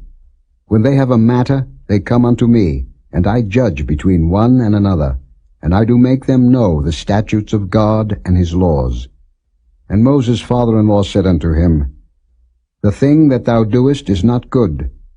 Thou wilt surely wear away, both thou and this people that is with thee, for this thing is too heavy for thee. Thou art not able to perform it thyself alone. Hearken now unto my voice. I will give thee counsel, and God shall be with thee. Be thou for the people too Godward, that thou mayest bring the causes unto God.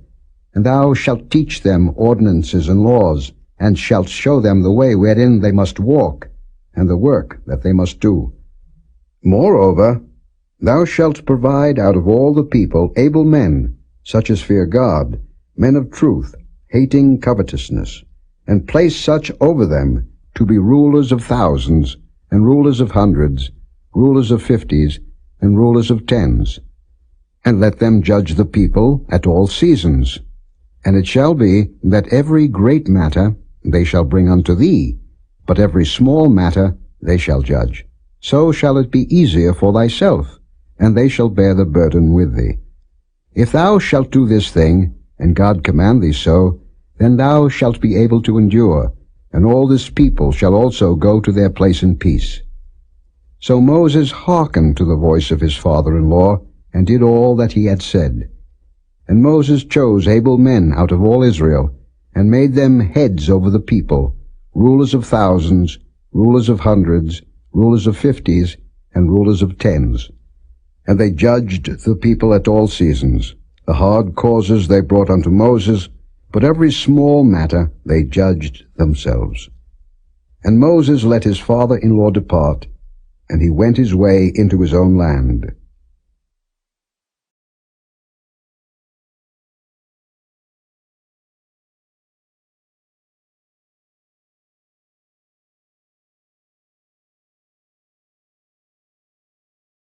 Chapter 19. In the 3rd month, when the children of Israel were gone forth out of the land of Egypt, The same day came they into the wilderness of Sinai. For they were departed from Rephidim, and were come to the desert of Sinai, and had pitched in the wilderness, and there Israel camped before the mount. And Moses went up unto God, and the Lord called unto him out of the mountain, saying, Thus shalt thou say to the house of Jacob, and tell the children of Israel, Ye have seen what I did unto the Egyptians, and how I bare you on eagle's wings, and brought you unto myself. Now therefore, if ye will obey my voice indeed, and keep my covenant, then ye shall be a peculiar treasure unto me above all people, for all the earth is mine. And ye shall be unto me a kingdom of priests, and an holy nation. These are the words which thou shalt speak unto the children of Israel. And Moses came and called for the elders of the people, and laid before their faces all these words which the Lord commanded him. And all the people answered together and said, All that the Lord hath spoken we will do. And Moses returned the words of the people unto the Lord. And the Lord said unto Moses, Lo, I come unto thee in a thick cloud, that the people may hear when I speak with thee, and believe thee forever. And Moses told the words of the people unto the Lord. And the Lord said unto Moses, Go unto the people, and sanctify them today and tomorrow, and let them wash their clothes, and be ready against the third day. For the third day the Lord will come down in the sight of all the people upon Mount Sinai. And thou shalt set bounds unto the people round about, saying, Take heed to yourselves, that ye go not up into the mount, or touch the border of it. Whosoever toucheth the mount shall be surely put to death. There shall not an hand touch it, but he shall surely be stoned, or shot through. Whether it be beast or man, it shall not live. When the trumpet soundeth long, they shall come up to the mount. And Moses went down from the mount unto the people, and sanctified the people, and they washed their clothes. And he said unto the people, Be ready against the third day. Come not at your wives. And it came to pass on the third day in the morning, that there were thunders and lightnings, and a thick cloud upon the mount, and the voice of the trumpet exceeding loud, so that all the people that was in the camp trembled. And Moses brought forth the people out of the camp to meet with God, and they stood at the nether part of the mount. And Mount Sinai was altogether on a smoke, because the Lord descended upon it in fire, and the smoke thereof ascended as the smoke of a furnace, and the whole mount quaked greatly. And when the voice of the trumpet sounded long, and waxed louder and louder, Moses spake, and God answered him by a voice. And the Lord came down upon Mount Sinai, on the top of the mount, and the Lord called Moses up to the top of the mount, and Moses went up. And the Lord said unto Moses, Go down, charge the people, lest they break through unto the Lord to gaze, and many of them perish. And let the priests also, which come near to the Lord, sanctify themselves, lest the Lord break forth upon them. And Moses said unto the Lord, The people cannot come up to Mount Sinai, for thou chargest us, saying, Set bounds about the mount, and sanctify it. And the Lord said unto him, Away, get thee down, and thou shalt come up, thou and Aaron with thee. But let not the priests and the people break through to come up unto the Lord, lest he break forth upon them. So Moses went down unto the people, and spake unto them.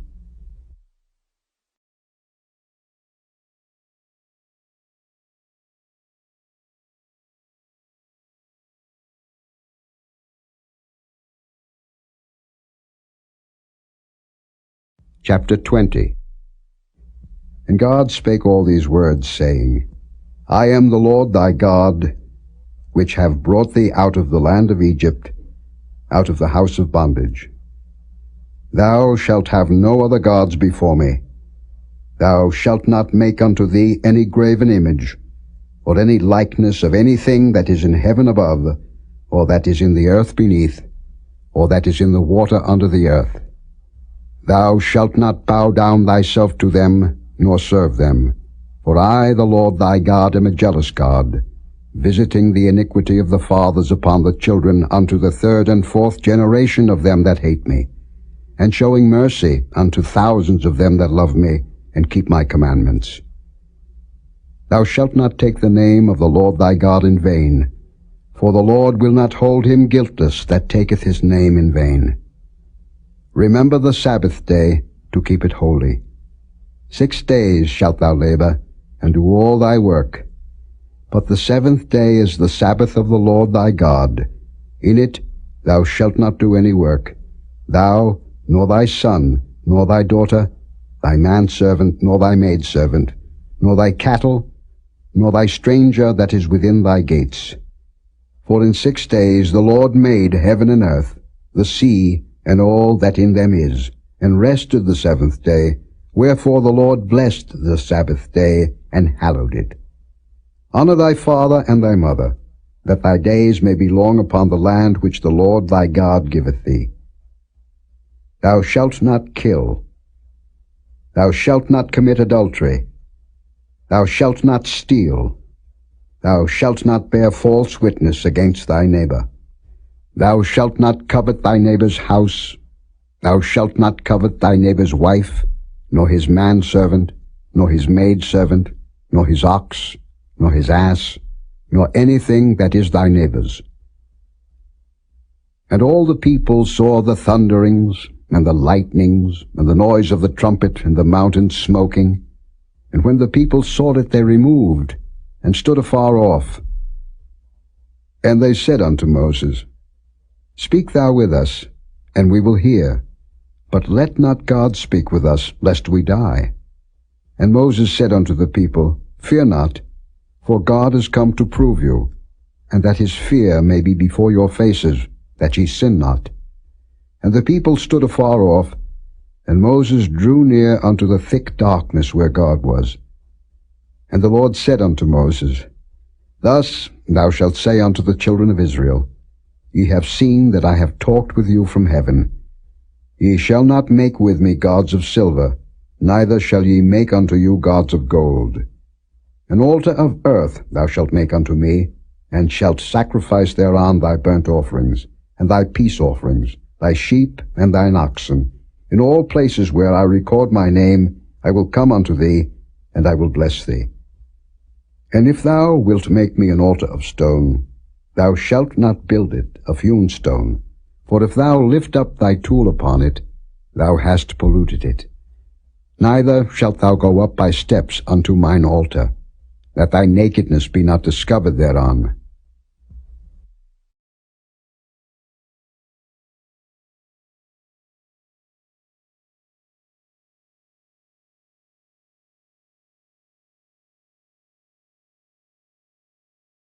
Chapter 21. Now these are the judgments which thou shalt set before them. If thou buy an Hebrew servant, 6 years he shall serve, and in the 7th he shall go out free for nothing. If he came in by himself, he shall go out by himself. If he were married, then his wife shall go out with him. If his master have given him a wife, and she have borne him sons or daughters, the wife and her children shall be her master's, and he shall go out by himself. And if the servant shall plainly say, I love my master, my wife, and my children, I will not go out free, then his master shall bring him unto the judges. He shall also bring him to the door, or unto the door post, and his master shall bore his ear through with an awl, and he shall serve him forever. And if a man sell his daughter to be a maidservant, she shall not go out as the men servants do. If she please not her master, who hath betrothed her to himself, then shall he let her be redeemed. To sell her unto a strange nation he shall have no power, seeing he hath dealt deceitfully with her. And if he have betrothed her unto his son, he shall deal with her after the manner of daughters. If he take him another wife, her food, her raiment, and her duty of marriage shall he not diminish. And if he do not these 3 unto her, then shall she go out free without money. He that smiteth a man, so that he die, shall be surely put to death. And if a man lie not in wait, but God deliver him into his hand, then I will appoint thee a place whither he shall flee. But if a man come presumptuously upon his neighbor to slay him with guile, thou shalt take him from mine altar, that he may die. And he that smiteth his father or his mother shall be surely put to death. And he that stealeth a man, and selleth him, or if he be found in his hand, he shall surely be put to death. And he that curseth his father or his mother shall surely be put to death. And if men strive together, and one smite another with a stone, or with his fist, and he die not, but keepeth his bed, if he rise again, and walk abroad upon his staff, then shall he that smote him be quit. Only he shall pay for the loss of his time, and shall cause him to be thoroughly healed. And if a man smite his servant, or his maid with a rod, and he die under his hand, he shall be surely punished. Notwithstanding, if he continue a day or two, he shall not be punished, for he is his money. If men strive, and hurt a woman with child, so that her fruit depart from her, and yet no mischief follow, he shall be surely punished, according as the woman's husband will lay upon him, and he shall pay as the judges determine. And if any mischief follow, then thou shalt give life for life, eye for eye, tooth for tooth, hand for hand, foot for foot, burning for burning, wound for wound, stripe for stripe. And if a man smite the eye of his servant, or the eye of his maid, that it perish, he shall let him go free for his eye's sake. And if he smite out his manservant's tooth, or his maidservant's tooth, he shall let him go free for his tooth's sake. If an ox gore a man or a woman, that they die, then the ox shall be surely stoned, and his flesh shall not be eaten, but the owner of the ox shall be quit. But if the ox were wont to push with his horn in time past, and it hath been testified to his owner, and he hath not kept him in, but that he hath killed a man or a woman, the ox shall be stoned, and his owner also shall be put to death.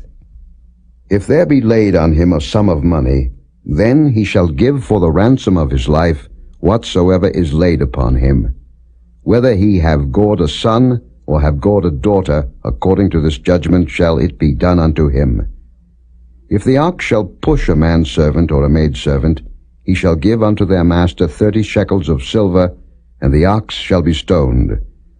And if a man shall open a pit, or if a man shall dig a pit, and not cover it, and an ox or an ass fall therein, the owner of the pit shall make it good, and give money unto the owner of them, and the dead beast shall be his.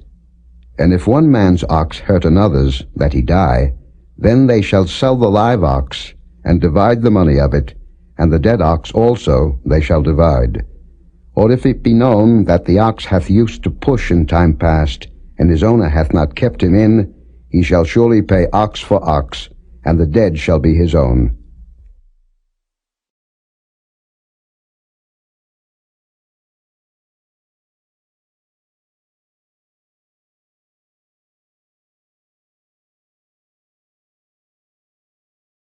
Chapter 22. If a man shall steal an ox or a sheep, and kill it or sell it, he shall restore 5 oxen for an ox, and 4 sheep for a sheep. If a thief be found breaking up, and be smitten that he die, there shall no blood be shed for him. If the sun be risen upon him, there shall be blood shed for him, for he should make full restitution. If he have nothing, then he shall be sold for his theft. If the theft be certainly found in his hand alive, whether it be ox or ass or sheep, he shall restore double. If a man shall cause a field or vineyard to be eaten, and shall put in his beast, and shall feed in another man's field, of the best of his own field, and of the best of his own vineyard, shall he make restitution. If fire break out, and catch in thorns, so that the stacks of corn, or the standing corn, or the field be consumed therewith, he that kindled the fire shall surely make restitution. If a man shall deliver unto his neighbor money or stuff to keep, and it be stolen out of the man's house, if the thief be found, let him pay double. If the thief be not found, then the master of the house shall be brought unto the judges, to see whether he have put his hand unto his neighbor's goods.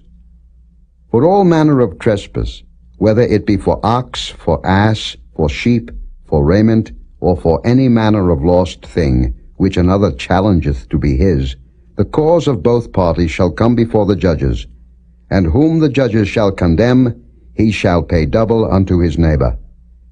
If a man deliver unto his neighbor an ass, or an ox, or a sheep, or any beast to keep, and it die, or be hurt, or driven away, no man seeing it, then shall an oath of the Lord be between them both, that he hath not put his hand unto his neighbor's goods, and the owner of it shall accept thereof, and he shall not make it good. And if it be stolen from him, he shall make restitution unto the owner thereof. If it be torn in pieces, then let him bring it for witness, and he shall not make good that which was torn. And if a man borrow aught of his neighbor, and it be hurt or die, the owner thereof being not with it, he shall surely make it good. But if the owner thereof be with it, he shall not make it good. If it be an hired thing, it came for his hire. And if a man entice a maid that is not betrothed, and lie with her, he shall surely endow her to be his wife. If her father utterly refuse to give her unto him, he shall pay money according to the dowry of virgins. Thou shalt not suffer a witch to live. Whosoever lieth with a beast shall surely be put to death. He that sacrificeth unto any god, save unto the Lord only, he shall be utterly destroyed. Thou shalt neither vex a stranger, nor oppress him, for ye were strangers in the land of Egypt. Ye shall not afflict any widow or fatherless child. If thou afflict them in any wise, and they cry at all unto me, I will surely hear their cry, and my wrath shall wax hot, and I will kill you with the sword, and your wives shall be widows, and your children fatherless. If thou lend money to any of my people that is poor by thee, thou shalt not be to him as an usurer, neither shalt thou lay upon him usury. If thou at all take thy neighbor's raiment to pledge, thou shalt deliver it unto him by that the sun goeth down. For that is his covering only, it is his raiment for his skin, wherein shall he sleep? And it shall come to pass, when he crieth unto me, that I will hear, for I am gracious. Thou shalt not revile the gods, nor curse the ruler of thy people. Thou shalt not delay to offer the first of thy ripe fruits, and of thy liquors, the firstborn of thy sons shalt thou give unto me. Likewise shalt thou do with thine oxen, and with thy sheep. 7 days it shall be with his dam. On the 8th day thou shalt give it me. And ye shall be holy men unto me. Neither shall ye eat any flesh that is torn of beasts in the field. Ye shall cast it to the dogs.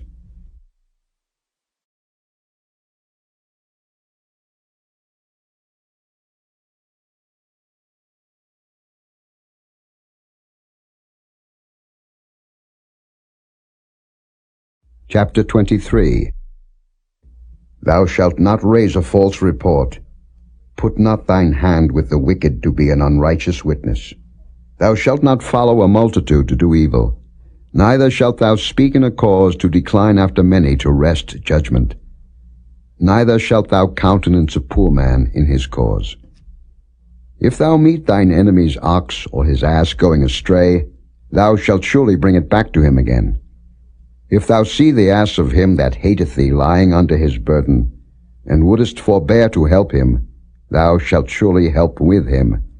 Thou shalt not wrest the judgment of thy poor in his cause. Keep thee far from a false matter, and the innocent and righteous slay thou not, for I will not justify the wicked. And thou shalt take no gift, for the gift blindeth the wise, and perverteth the words of the righteous.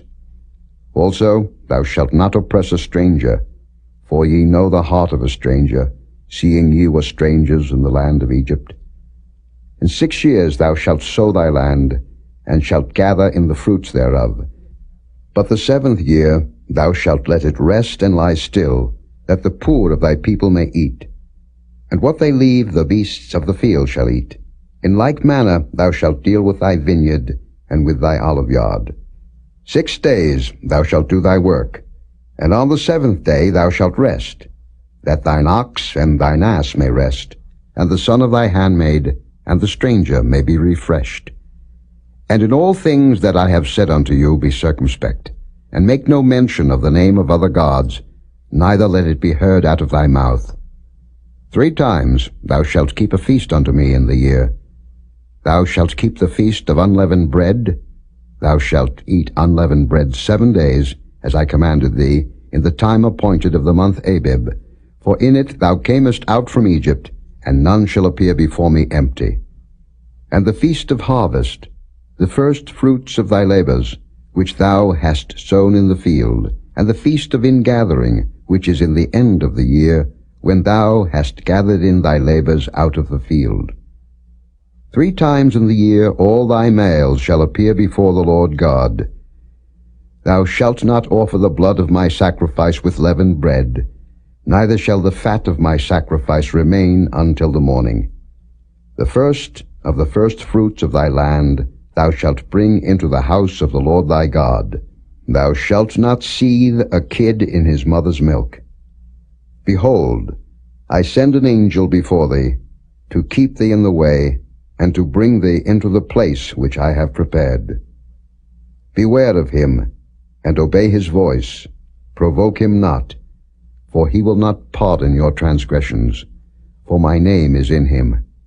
But if thou shalt indeed obey his voice, and do all that I speak, then I will be an enemy unto thine enemies, and an adversary unto thine adversaries. For mine angel shall go before thee, and bring thee in unto the Amorites, and the Hittites, and the Perizzites, and the Canaanites, and the Hivites, and the Jebusites, and I will cut them off. Thou shalt not bow down to their gods, nor serve them, nor do after their works, but thou shalt utterly overthrow them, and quite break down their images. And ye shall serve the Lord your God, and he shall bless thy bread and thy water, and I will take sickness away from the midst of thee. There shall nothing cast their young, nor be barren in thy land. The number of thy days I will fulfill. I will send my fear before thee, and will destroy all the people to whom thou shalt come, and I will make all thine enemies turn their backs unto thee.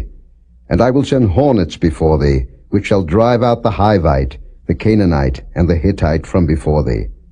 I will not drive them out from before thee in 1 year, lest the land become desolate, and the beast of the field multiply against thee. By little and little I will drive them out from before thee, until thou be increased, and inherit the land. And I will set thy bounds from the Red Sea even unto the sea of the Philistines, and from the desert unto the river. For I will deliver the inhabitants of the land into your hand, and thou shalt drive them out before thee. Thou shalt make no covenant with them, nor with their gods. They shall not dwell in thy land, lest they make thee sin against me. For if thou serve their gods, it will surely be a snare unto thee.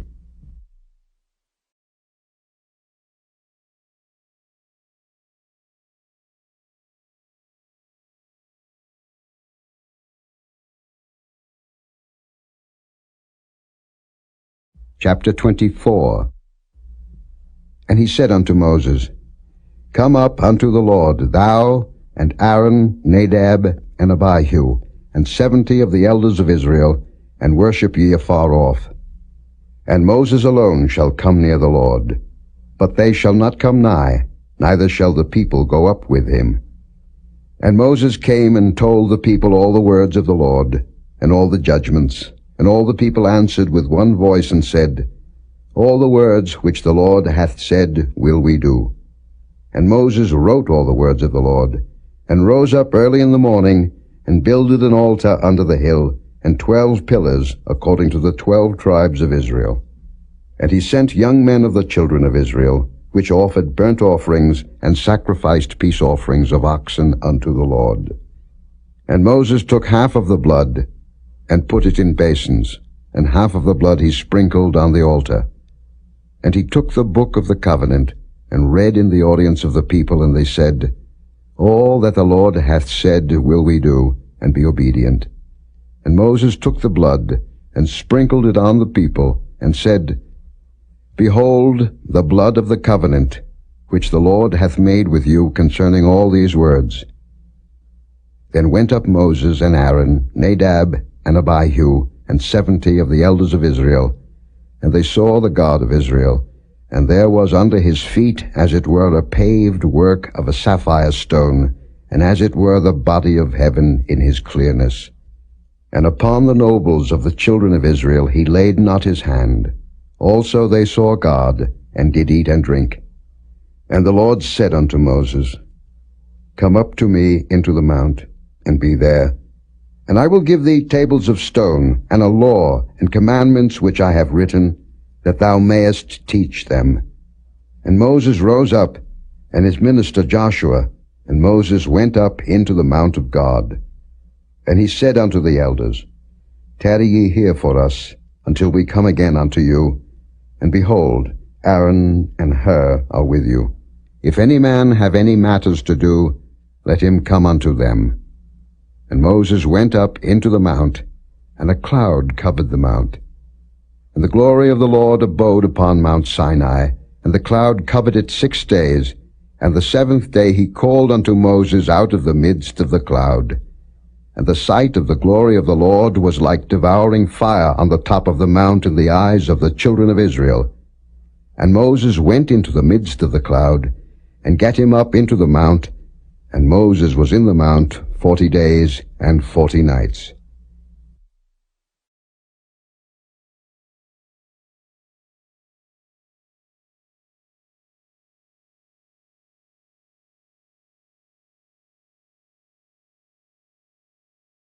Chapter 25.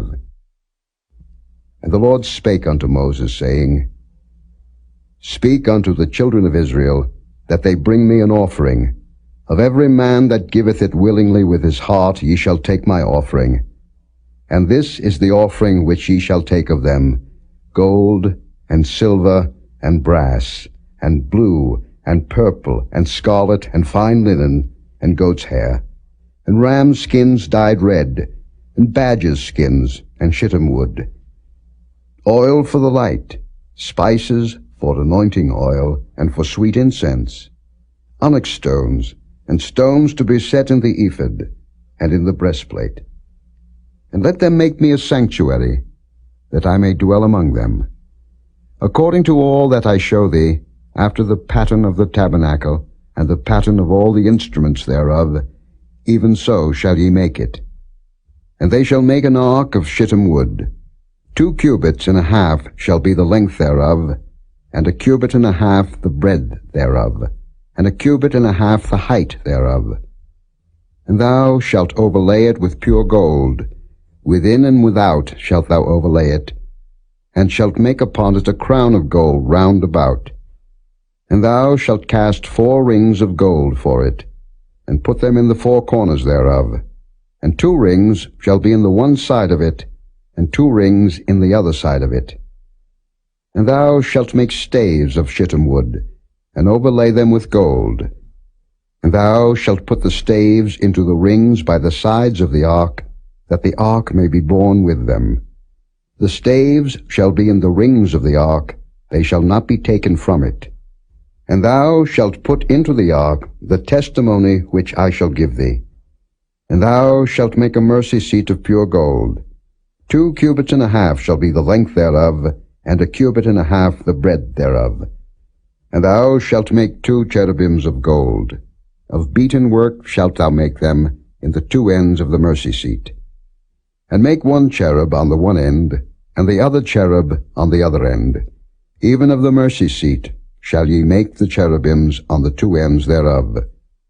And the cherubims shall stretch forth their wings on high, covering the mercy seat with their wings, and their faces shall look one to another. Toward the mercy seat shall the faces of the cherubims be.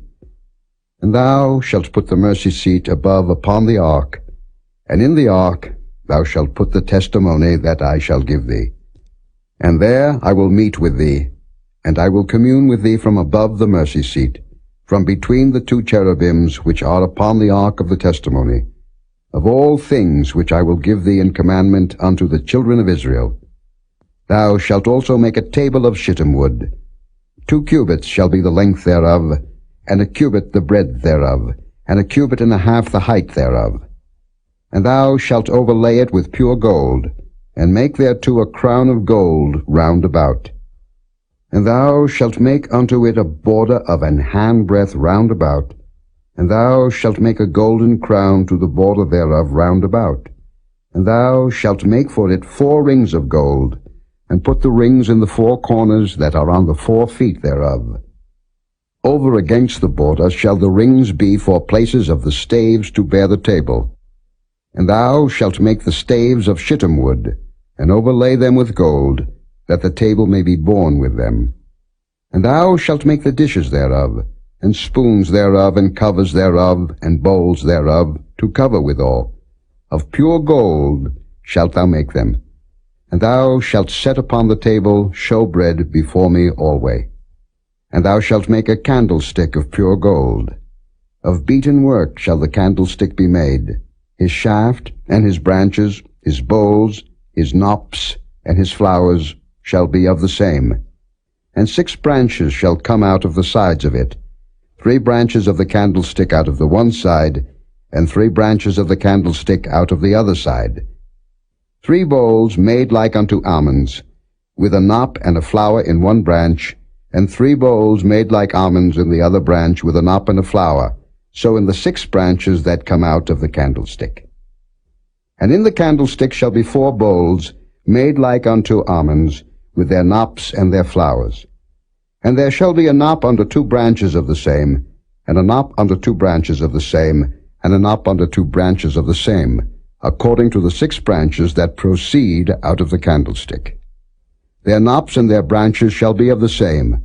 All it shall be one beaten work of pure gold. And thou shalt make the 7 lamps thereof, and they shall light the lamps thereof, that they may give light over against it. And the tongues thereof, and the snuff dishes thereof, shall be of pure gold. Of a talent of pure gold shall he make it, with all these vessels. And look that thou make them after their pattern, which was showed thee in the mount.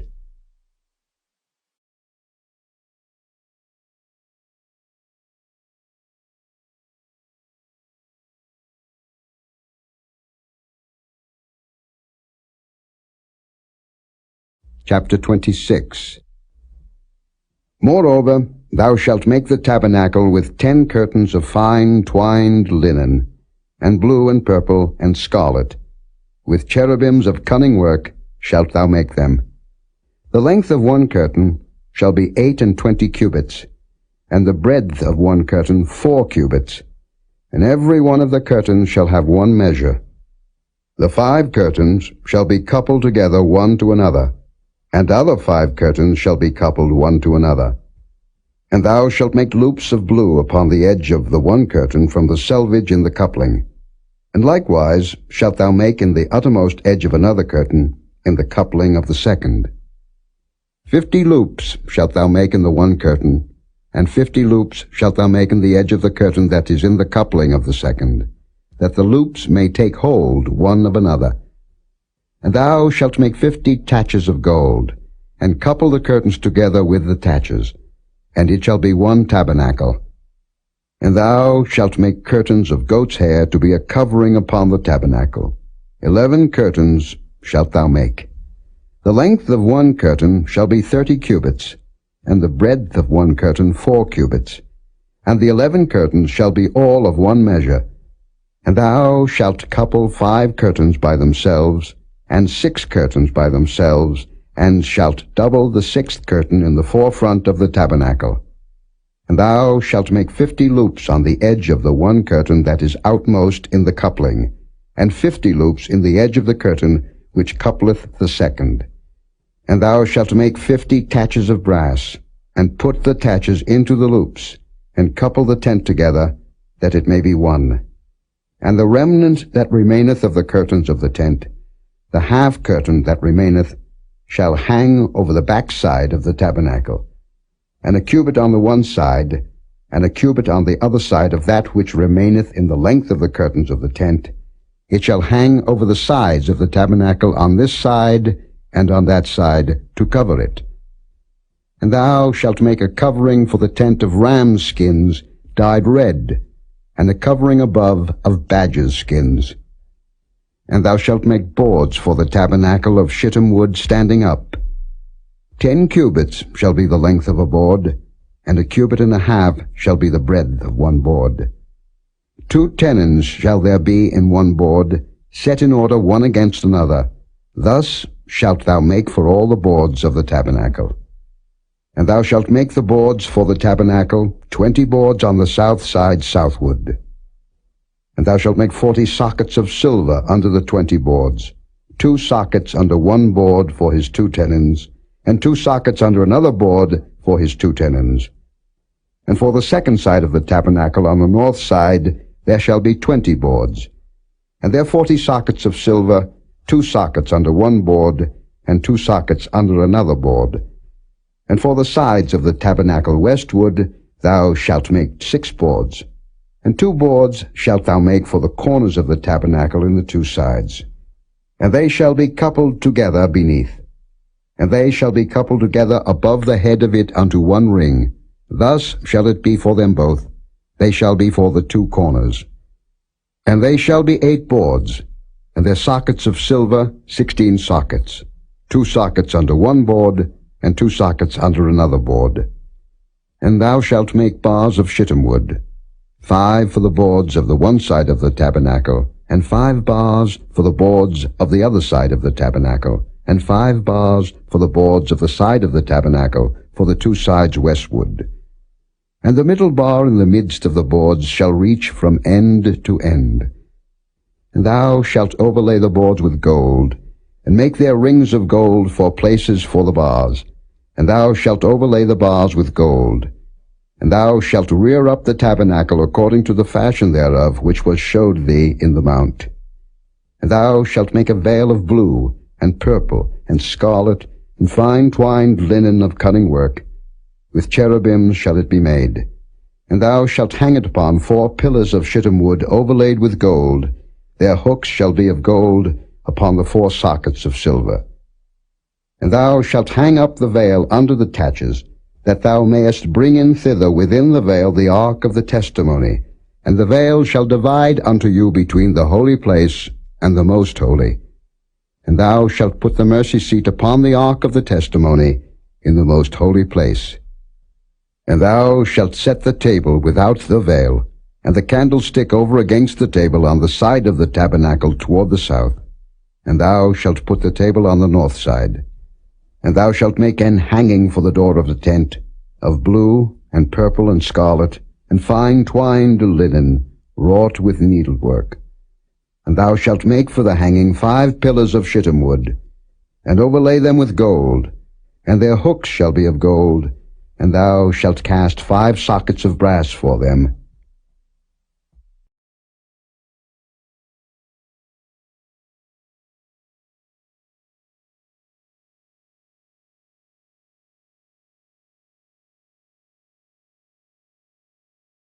Chapter 27.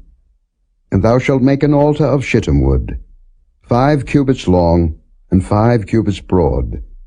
The altar shall be foursquare, and the height thereof shall be 3 cubits. And thou shalt make the horns of it upon the 4 corners thereof.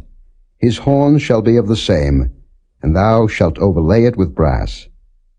And thou shalt make his pans to receive his ashes, and his shovels, and his basins, and his flesh hooks, and his fire pans.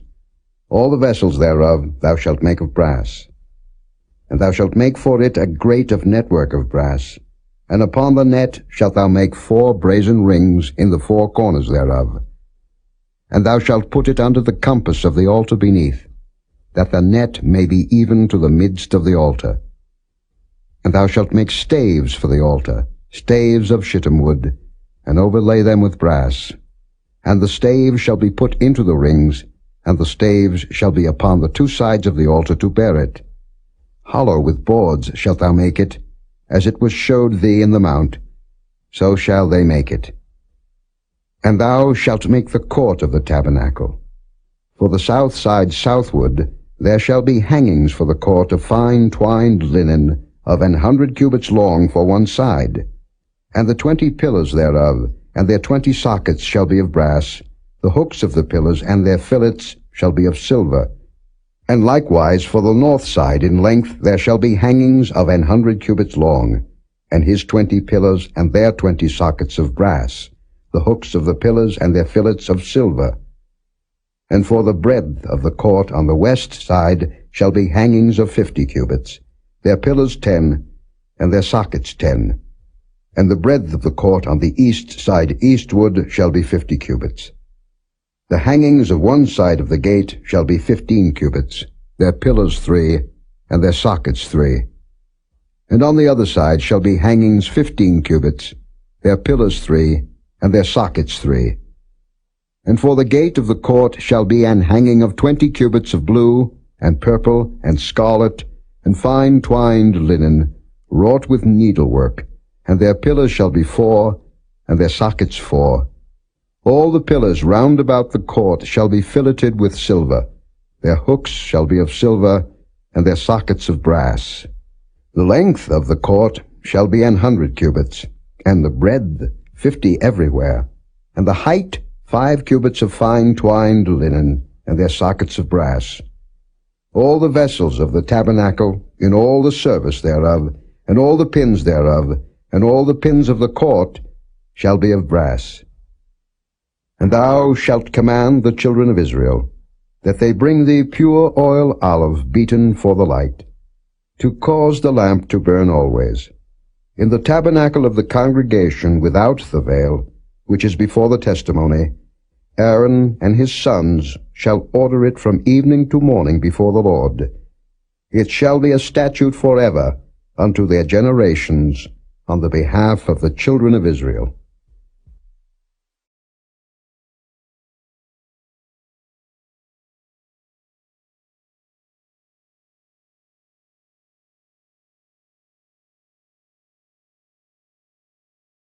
Chapter 28. And take thou unto thee Aaron thy brother, and his sons with him, from among the children of Israel, that he may minister unto me in the priest's office, even Aaron, Nadab, and Abihu, Eleazar and Ithamar, Aaron's sons.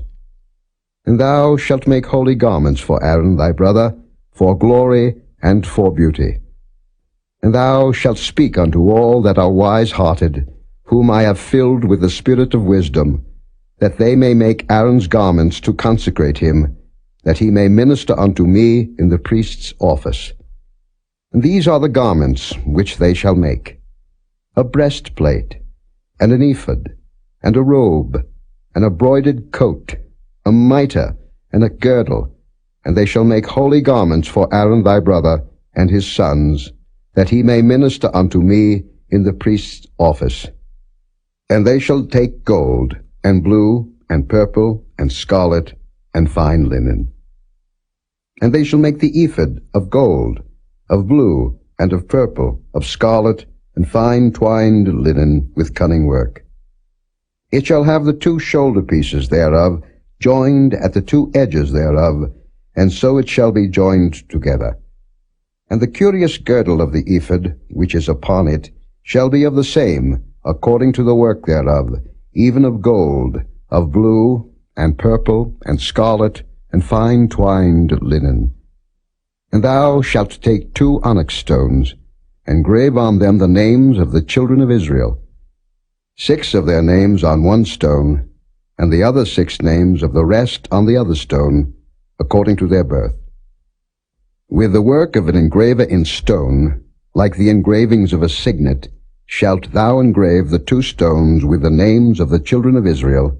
Thou shalt make them to be set in ouches of gold. And thou shalt put the 2 stones upon the shoulders of the ephod for stones of memorial unto the children of Israel. And Aaron shall bear their names before the Lord upon his 2 shoulders for a memorial. And thou shalt make ouches of gold, and 2 chains of pure gold at the ends. Of wreathen work shalt thou make them, and fasten the wreathen chains to the ouches. And thou shalt make the breastplate of judgment with cunning work. After the work of the ephod thou shalt make it, of gold, of blue, and of purple, and of scarlet, and of fine twined linen shalt thou make it. 4 square it shall be, being doubled. A span shall be the length thereof, and a span shall be the breadth thereof. And thou shalt set it in settings of stones, even 4 rows of stones. The first row shall be a sardius, a topaz, and a carbuncle. This shall be the first row. And the second row shall be an emerald, a sapphire, and a diamond. And the third row a ligure, an agate, and an amethyst. And the 4th row a beryl, and an onyx, and a jasper. They shall be set in gold in their enclosings. And the stones shall be with the names of the children of Israel, 12, according to their names, like the engravings of a signet. Every one with his name shall they be according to the 12 tribes. And thou shalt make upon the breastplate chains at the ends of wreathen work of pure gold. And thou shalt make upon the breastplate 2 rings of gold, and shalt put the 2 rings on the 2 ends of the breastplate. And thou shalt put the 2 wreathen chains of gold in the 2 rings which are on the ends of the breastplate.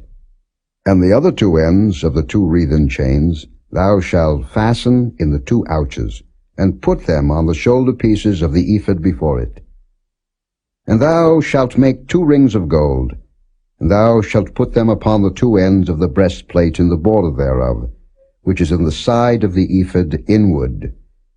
And 2 other rings of gold thou shalt make, and shalt put them on the 2 sides of the ephod underneath, toward the forepart thereof, over against the other coupling thereof, above the curious girdle of the ephod. And they shall bind the breastplate by the rings thereof unto the rings of the ephod with a lace of blue, that it may be above the curious girdle of the ephod, and that the breastplate be not loosed from the ephod. And Aaron shall bear the names of the children of Israel in the breastplate of judgment upon his heart, when he goeth in unto the holy place, for a memorial before the Lord continually. And thou shalt put in the breastplate of judgment the Urim and the Thummim, and they shall be upon Aaron's heart, when he goeth in before the Lord. And Aaron shall bear the judgment of the children of Israel upon his heart before the Lord continually. And thou shalt make the robe of the ephod all of blue. And there shall be an hole in the top of it, in the midst thereof. It shall have a binding of woven work round about the whole of it, as it were the hole of an habergeon, that it be not rent. And beneath upon the hem of it thou shalt make pomegranates of blue, and of purple, and of scarlet, round about the hem thereof, and bells of gold between them round about, a golden bell and a pomegranate, a golden bell and a pomegranate upon the hem of the robe round about. And it shall be upon Aaron to minister, and his sound shall be heard when he goeth in unto the holy place before the Lord, and when he cometh out, that he die not. And thou shalt make a plate of pure gold, engrave upon it, like the engravings of a signet, Holiness to the Lord. And thou shalt put it on a blue lace, that it may be upon the mitre. Upon the forefront of the mitre it shall be. And it shall be upon Aaron's forehead, that Aaron may bear the iniquity of the holy things, which the children of Israel shall hallow in all their holy gifts. And it shall be always upon his forehead, that they may be accepted before the Lord. And thou shalt embroider the coat of fine linen, and thou shalt make the mitre of fine linen, and thou shalt make the girdle of needlework. And for Aaron's sons thou shalt make coats, and thou shalt make for them girdles, and bonnets shalt thou make for them, for glory and for beauty. And thou shalt put them upon Aaron thy brother, and his sons with him, and shalt anoint them, and consecrate them, and sanctify them, that they may minister unto me in the priest's office. And thou shalt make them linen breeches to cover their nakedness, from the loins even unto the thighs they shall reach. And they shall be upon Aaron and upon his sons, when they come in unto the tabernacle of the congregation, or when they come near unto the altar to minister in the holy place, that they bear not iniquity and die. It shall be a statute forever unto him and his seed after him.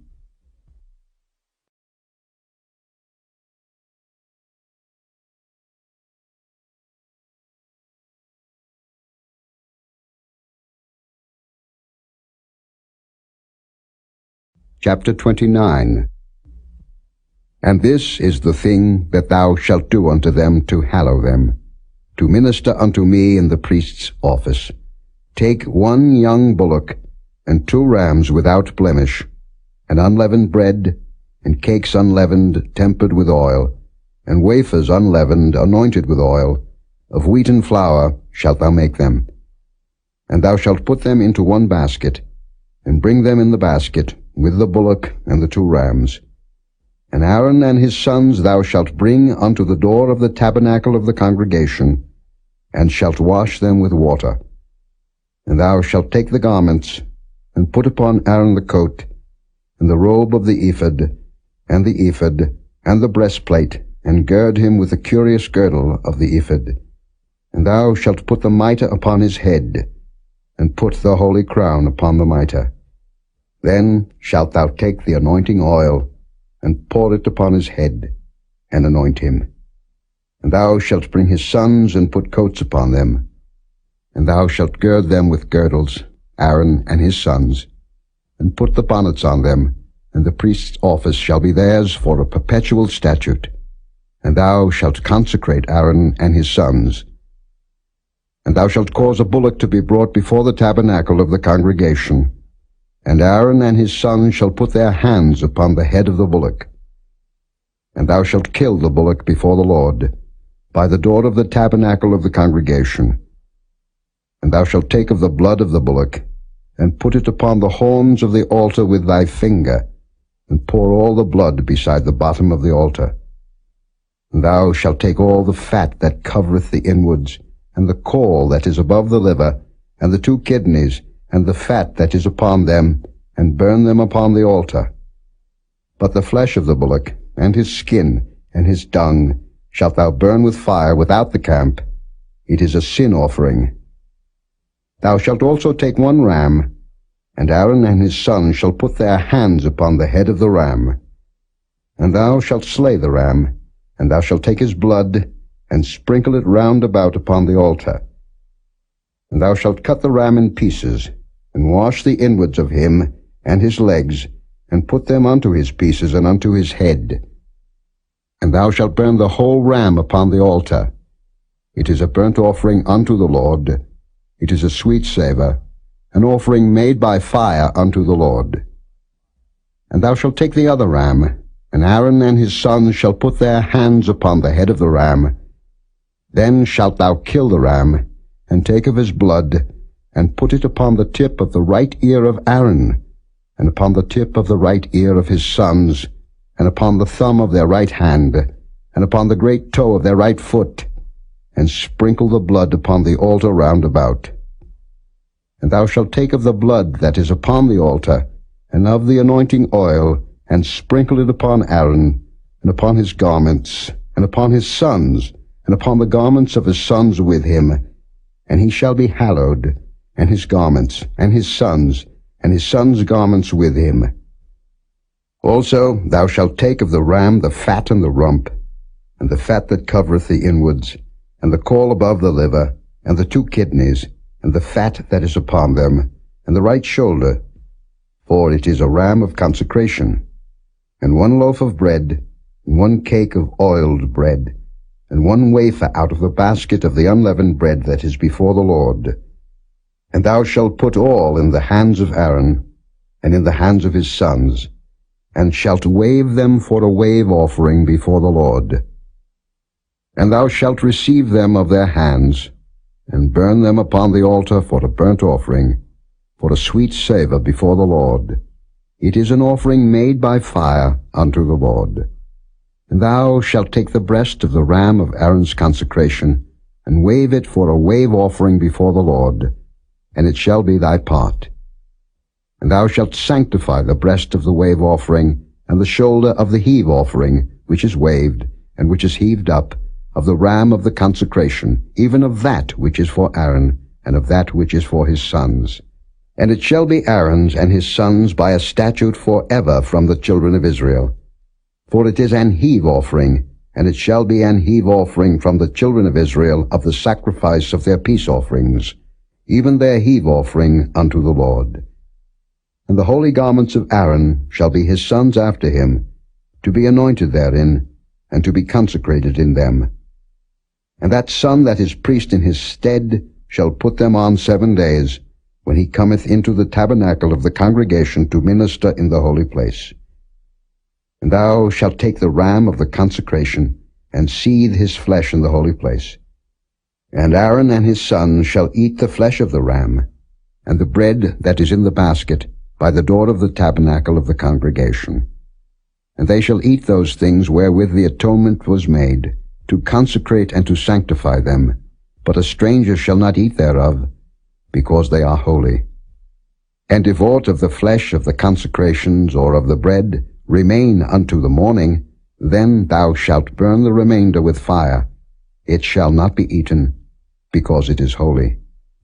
And thus shalt thou do unto Aaron and to his sons, according to all things which I have commanded thee. 7 days shalt thou consecrate them. And thou shalt offer every day a bullock for a sin offering for atonement, and thou shalt cleanse the altar when thou hast made an atonement for it, and thou shalt anoint it to sanctify it. 7 days thou shalt make an atonement for the altar, and sanctify it. And it shall be an altar most holy. Whatsoever toucheth the altar shall be holy. Now this is that which thou shalt offer upon the altar: 2 lambs of the first year, day by day continually. The one lamb thou shalt offer in the morning, and the other lamb thou shalt offer at even. And with the one lamb 1/10 deal of flour mingled with the 4th part of an hin of beaten oil, and the 4th part of an hin of wine for a drink offering. And the other lamb thou shalt offer at even, and shalt do thereto according to the meat offering of the morning, and according to the drink offering thereof, for a sweet savour, an offering made by fire unto the Lord. This shall be a continual burnt offering throughout your generations at the door of the tabernacle of the congregation before the Lord, where I will meet you, to speak there unto thee. And there I will meet with the children of Israel, and the tabernacles shall be sanctified by my glory. And I will sanctify the tabernacle of the congregation and the altar. I will sanctify also both Aaron and his sons to minister to me in the priest's office. And I will dwell among the children of Israel, and will be their God. And they shall know that I am the Lord their God, that brought them forth out of the land of Egypt, that I may dwell among them. I am the Lord their God.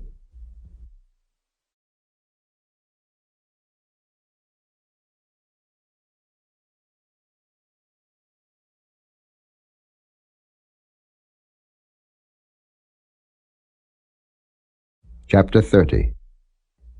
And thou shalt make an altar to burn incense upon. Of shittim wood shalt thou make it. 1 cubit shall be the length thereof, and 1 cubit the breadth thereof. 4 square shall it be, and 2 cubits shall be the height thereof. The horns thereof shall be of the same.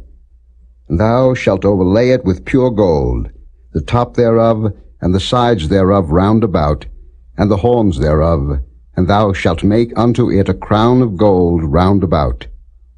And 2 golden rings shalt thou make to it under the crown of it, by the 2 corners thereof. Upon the 2 sides of it shalt thou make it, and they shall be for places for the staves to bear it withal.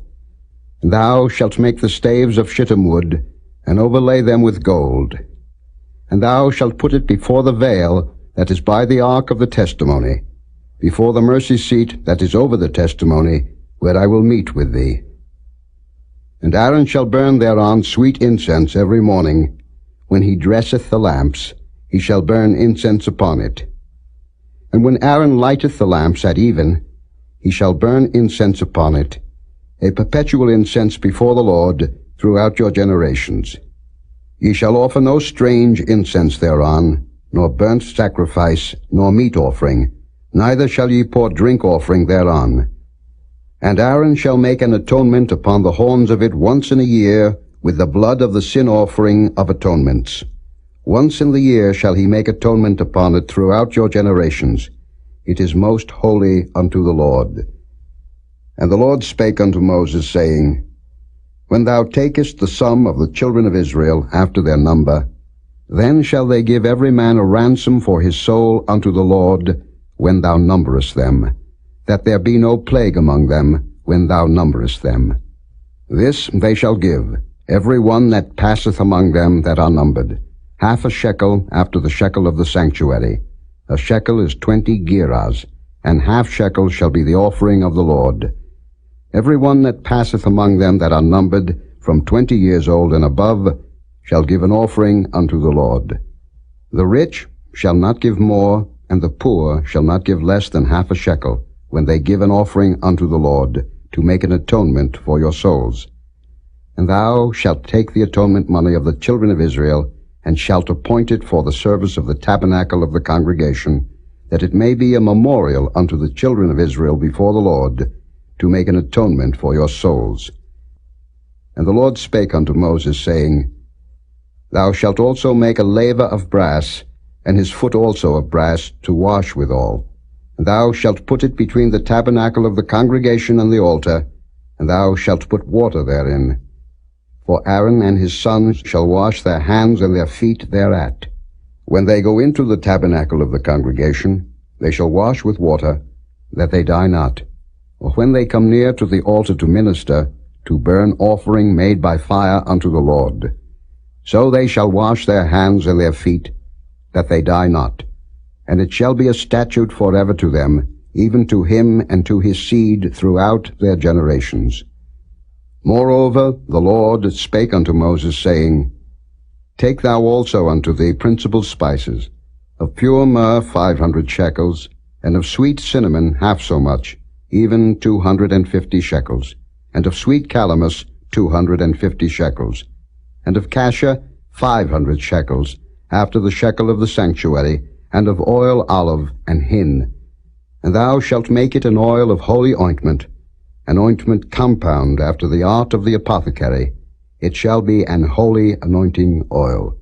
And thou shalt anoint the tabernacle of the congregation therewith, and the ark of the testimony, and the table and all his vessels, and the candlestick and his vessels, and the altar of incense, and the altar of burnt offering with all his vessels, and the laver and his foot. And thou shalt sanctify them, that they may be most holy. Whatsoever toucheth them shall be holy. And thou shalt anoint Aaron and his sons, and consecrate them, that they may minister unto me in the priest's office.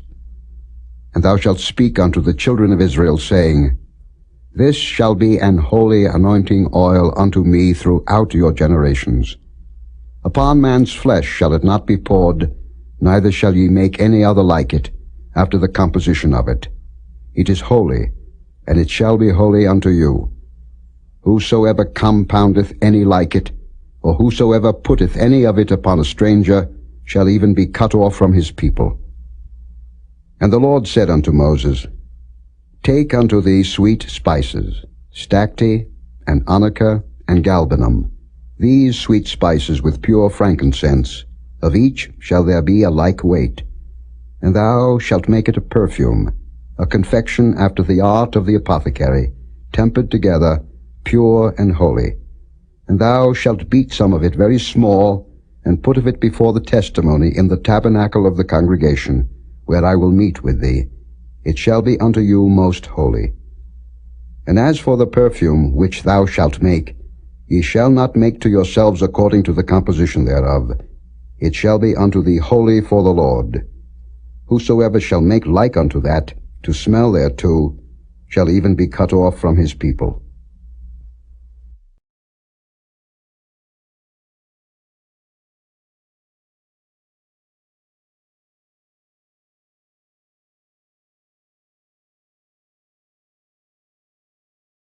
Chapter 31. And the Lord spake unto Moses, saying, See, I have called by name Bezaleel, the son of Uri, the son of Hur, of the tribe of Judah.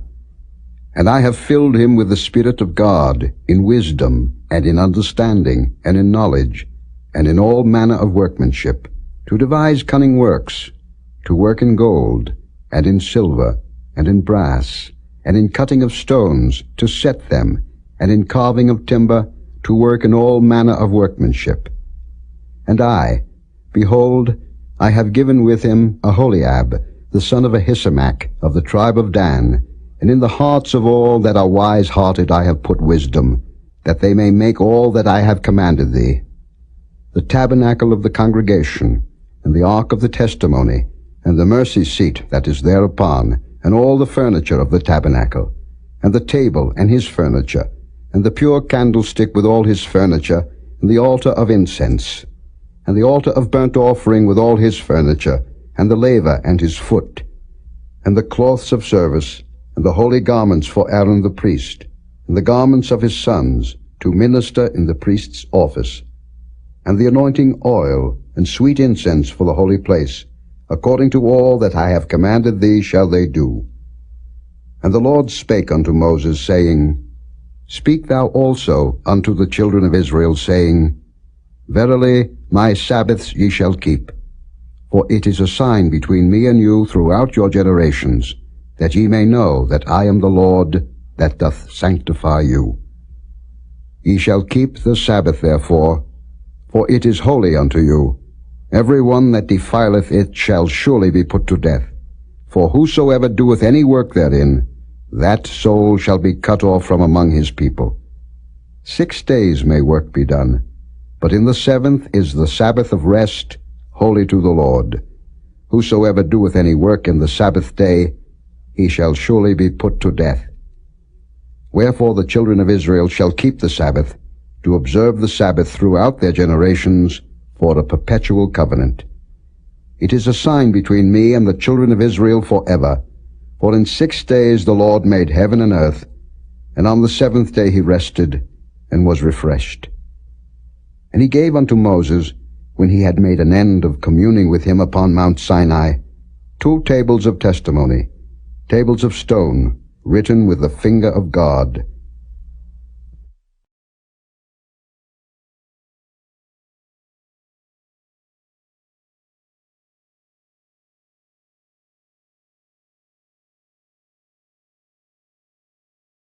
Chapter 32. And when the people saw that Moses delayed to come down out of the mount, the people gathered themselves together unto Aaron, and said unto him, Up, make us gods, which shall go before us. For as for this Moses, the man that brought us up out of the land of Egypt, we wot not what is become of him. And Aaron said unto them, Break off the golden earrings, which are in the ears of your wives, of your sons, and of your daughters, and bring them unto me. And all the people brake off the golden earrings which were in their ears, and brought them unto Aaron.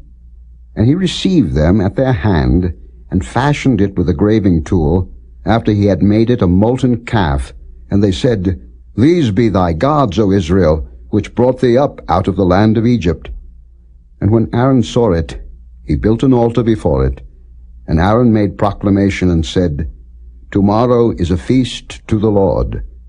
And they rose up early on the morrow, and offered burnt offerings, and brought peace offerings. And the people sat down to eat and to drink, and rose up to play. And the Lord said unto Moses, Go, get thee down, for thy people, which thou broughtest out of the land of Egypt, have corrupted themselves. They have turned aside quickly out of the way which I commanded them. They have made them a molten calf, and have worshipped it, and have sacrificed thereunto, and said, These be thy gods, O Israel, which have brought thee up out of the land of Egypt. And the Lord said unto Moses, I have seen this people, and behold, it is a stiff-necked people. Now therefore let me alone, that my wrath may wax hot against them, and that I may consume them, and I will make of thee a great nation. And Moses besought the Lord his God, and said, Lord, why doth thy wrath wax hot against thy people, which thou hast brought forth out of the land of Egypt with great power and with a mighty hand? Wherefore should the Egyptians speak and say, For mischief did he bring them out, to slay them in the mountains, and to consume them from the face of the earth? Turn from thy fierce wrath, and repent of this evil against thy people. Remember Abraham, Isaac, and Israel thy servants, to whom thou swarest by thine own self, and saidst unto them, I will multiply your seed as the stars of heaven, and all this land that I have spoken of will I give unto your seed, and they shall inherit it forever. And the Lord repented of the evil which he thought to do unto his people. And Moses turned, and went down from the mount, and the 2 tables of the testimony were in his hand. The tables were written on both their sides, on the one side and on the other were they written. And the tables were the work of God, and the writing was the writing of God, graven upon the tables. And when Joshua heard the noise of the people as they shouted, he said unto Moses, There is a noise of war in the camp. And he said, It is not the voice of them that shout for mastery, neither is it the voice of them that cry for being overcome, but the noise of them that sing do I hear. And it came to pass, as soon as he came nigh unto the camp, that he saw the calf and the dancing, and Moses' anger waxed hot, and he cast the tables out of his hands, and brake them beneath the mount. And he took the calf which they had made, and burnt it in the fire, and ground it to powder, and strawed it upon the water, and made the children of Israel drink of it.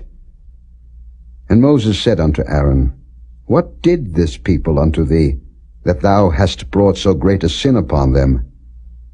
And Aaron said, Let not the anger of my Lord wax hot. Thou knowest the people, that they are set on mischief. For they said unto me, Make us gods, which shall go before us. For as for this Moses, the man that brought us up out of the land of Egypt, we wot not what is become of him. And I said unto them, Whosoever hath any gold, let him break it off. So they gave it me. Then I cast it into the fire, and there came out this calf. And when Moses saw that the people were naked, for Aaron had made them naked unto their shame among their enemies, then Moses stood in the gate of the camp and said, Who is on the Lord's side? Let him come unto me. And all the sons of Levi gathered themselves together unto him. And he said unto them, Thus said the Lord God of Israel, Put every man his sword by his side, and go in and out from gate to gate throughout the camp, and slay every man his brother, and every man his companion, and every man his neighbor. And the children of Levi did according to the word of Moses, and there fell of the people that day about 3,000 men. For Moses had said, Consecrate yourselves today to the Lord, even every man upon his son and upon his brother, that he may bestow upon you a blessing this day. And it came to pass on the morrow that Moses said unto the people, Ye have sinned a great sin, and now I will go up unto the Lord. Peradventure I shall make an atonement for your sin. And Moses returned unto the Lord and said, O this people have sinned a great sin, and have made them gods of gold. Yet now, if thou wilt forgive their sin, and if not, blot me, I pray thee, out of thy book which thou hast written. And the Lord said unto Moses, Whosoever hath sinned against me, him will I blot out of my book. Therefore now go, lead the people unto the place of which I have spoken unto thee. Behold, mine angel shall go before thee. Nevertheless in the day when I visit, I will visit their sin upon them. And the Lord plagued the people, because they made the calf which Aaron made.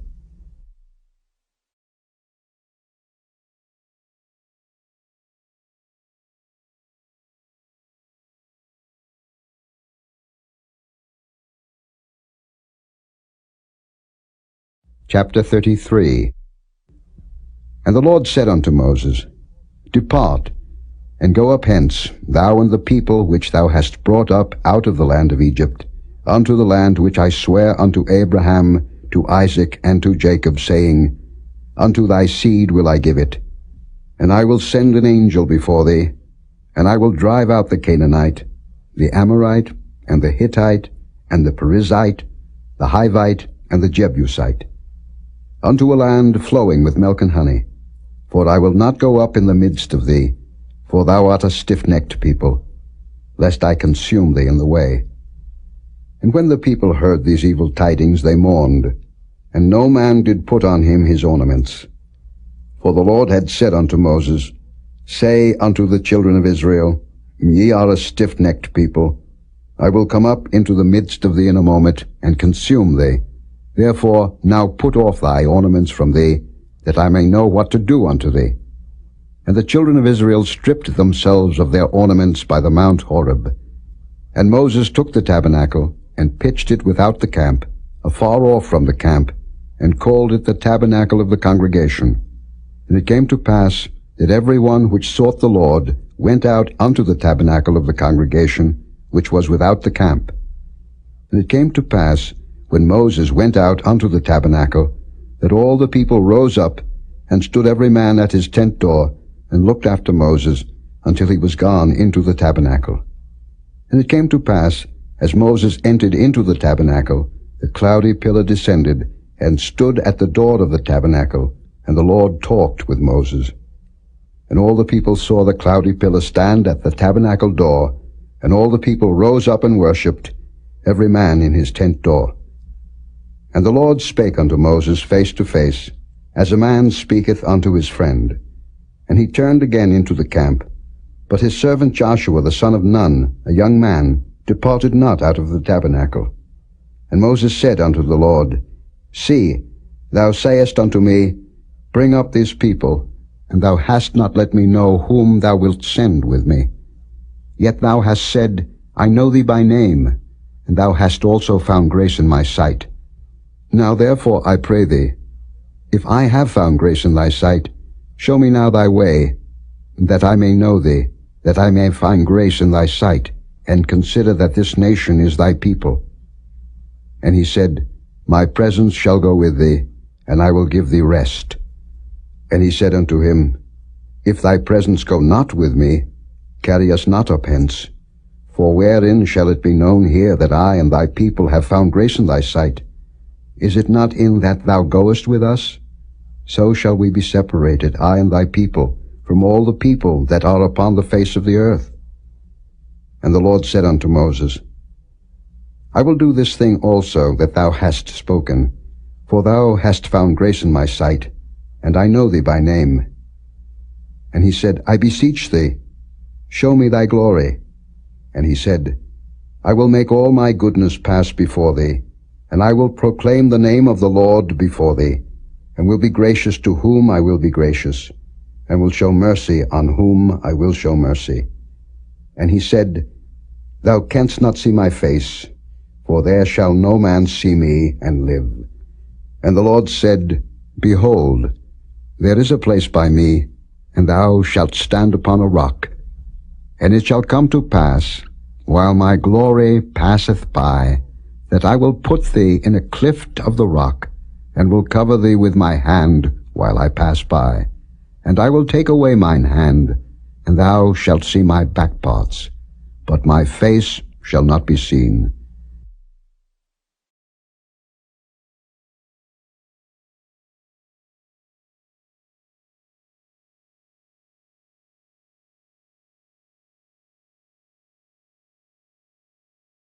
Chapter 34. And the Lord said unto Moses, Hew thee 2 tables of stone like unto the first, and I will write upon these tables the words that were in the first tables, which thou breakest. And be ready in the morning, and come up in the morning unto Mount Sinai, and present thyself there to me in the top of the mount. And no man shall come up with thee, neither let any man be seen throughout all the mount, neither let the flocks nor herds feed before that mount. And he hewed 2 tables of stone like unto the first. And Moses rose up early in the morning, and went up unto Mount Sinai, as the Lord had commanded him, and took in his hand the 2 tables of stone. And the Lord descended in the cloud, and stood with him there, and proclaimed the name of the Lord. And the Lord passed by before him, and proclaimed, the Lord God, merciful and gracious, long-suffering, and abundant in goodness and truth, keeping mercy for thousands, forgiving iniquity and transgression and sin, and that will by no means clear the guilty, visiting the iniquity of the fathers upon the children, and upon the children's children, unto the 3rd and to the 4th generation. And Moses made haste, and bowed his head toward the earth, and worshipped.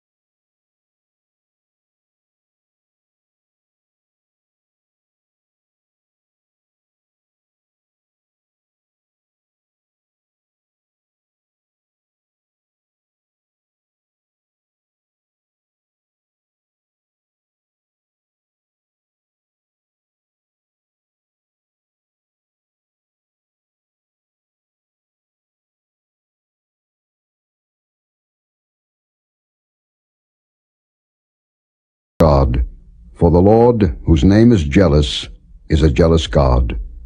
Lest thou make a covenant with the inhabitants of the land, and they go a-whoring after their gods, and do sacrifice unto their gods, and one call thee, and thou eat of his sacrifice, and thou take of their daughters unto thy sons, and their daughters go a-whoring after their gods, and make thy sons go a-whoring after their gods. Thou shalt make thee no molten gods. The feast of unleavened bread shalt thou keep. 7 days thou shalt eat unleavened bread, as I commanded thee in the time of the month Abib. For in the month Abib thou camest out from Egypt. All that openeth the matrix is mine, and every firstling among thy cattle, whether ox or sheep, that is male. But the firstling of an ass thou shalt redeem with a lamb, and if thou redeem him not, then shalt thou break his neck. All the firstborn of thy sons thou shalt redeem, and none shall appear before me empty. 6 days thou shalt work, but on the 7th day thou shalt rest. In earing time and in harvest thou shalt rest. And thou shalt observe the feast of weeks, of the first fruits of wheat harvest, and the feast of ingathering at the year's end. Thrice in the year shall all your men children appear before the Lord God, the God of Israel. For I will cast out the nations before thee, and enlarge thy borders. Neither shall any man desire thy land, when thou shalt go up to appear before the Lord thy God thrice in the year. Thou shalt not offer the blood of my sacrifice with leaven, neither shall the sacrifice of the feast of the Passover be left unto the morning. The first of the first fruits of thy land thou shalt bring unto the house of the Lord thy God. Thou shalt not see the kid in his mother's milk. And the Lord said unto Moses, Write thou these words, for after the tenor of these words I have made a covenant with thee and with Israel. And he was there with the Lord 40 days and 40 nights. He did neither eat bread nor drink water. And he wrote upon the tables the words of the covenant, the 10 commandments. And it came to pass, when Moses came down from Mount Sinai with the 2 tables of testimony in Moses' hand, when he came down from the mount, that Moses wist not that the skin of his face shone while he talked with him. And when Aaron and all the children of Israel saw Moses, behold, the skin of his face shone, and they were afraid to come nigh him. And Moses called unto them, and Aaron and all the rulers of the congregation returned unto him, and Moses talked with them. And afterward all the children of Israel came nigh, and he gave them in commandment all that the Lord had spoken with him in Mount Sinai. And till Moses had done speaking with them, he put a veil on his face. But when Moses went in before the Lord to speak with him, he took the veil off until he came out. And he came out and spake unto the children of Israel that which he was commanded. And the children of Israel saw the face of Moses, that the skin of Moses' face shone. And Moses put the veil upon his face again, until he went in to speak with him.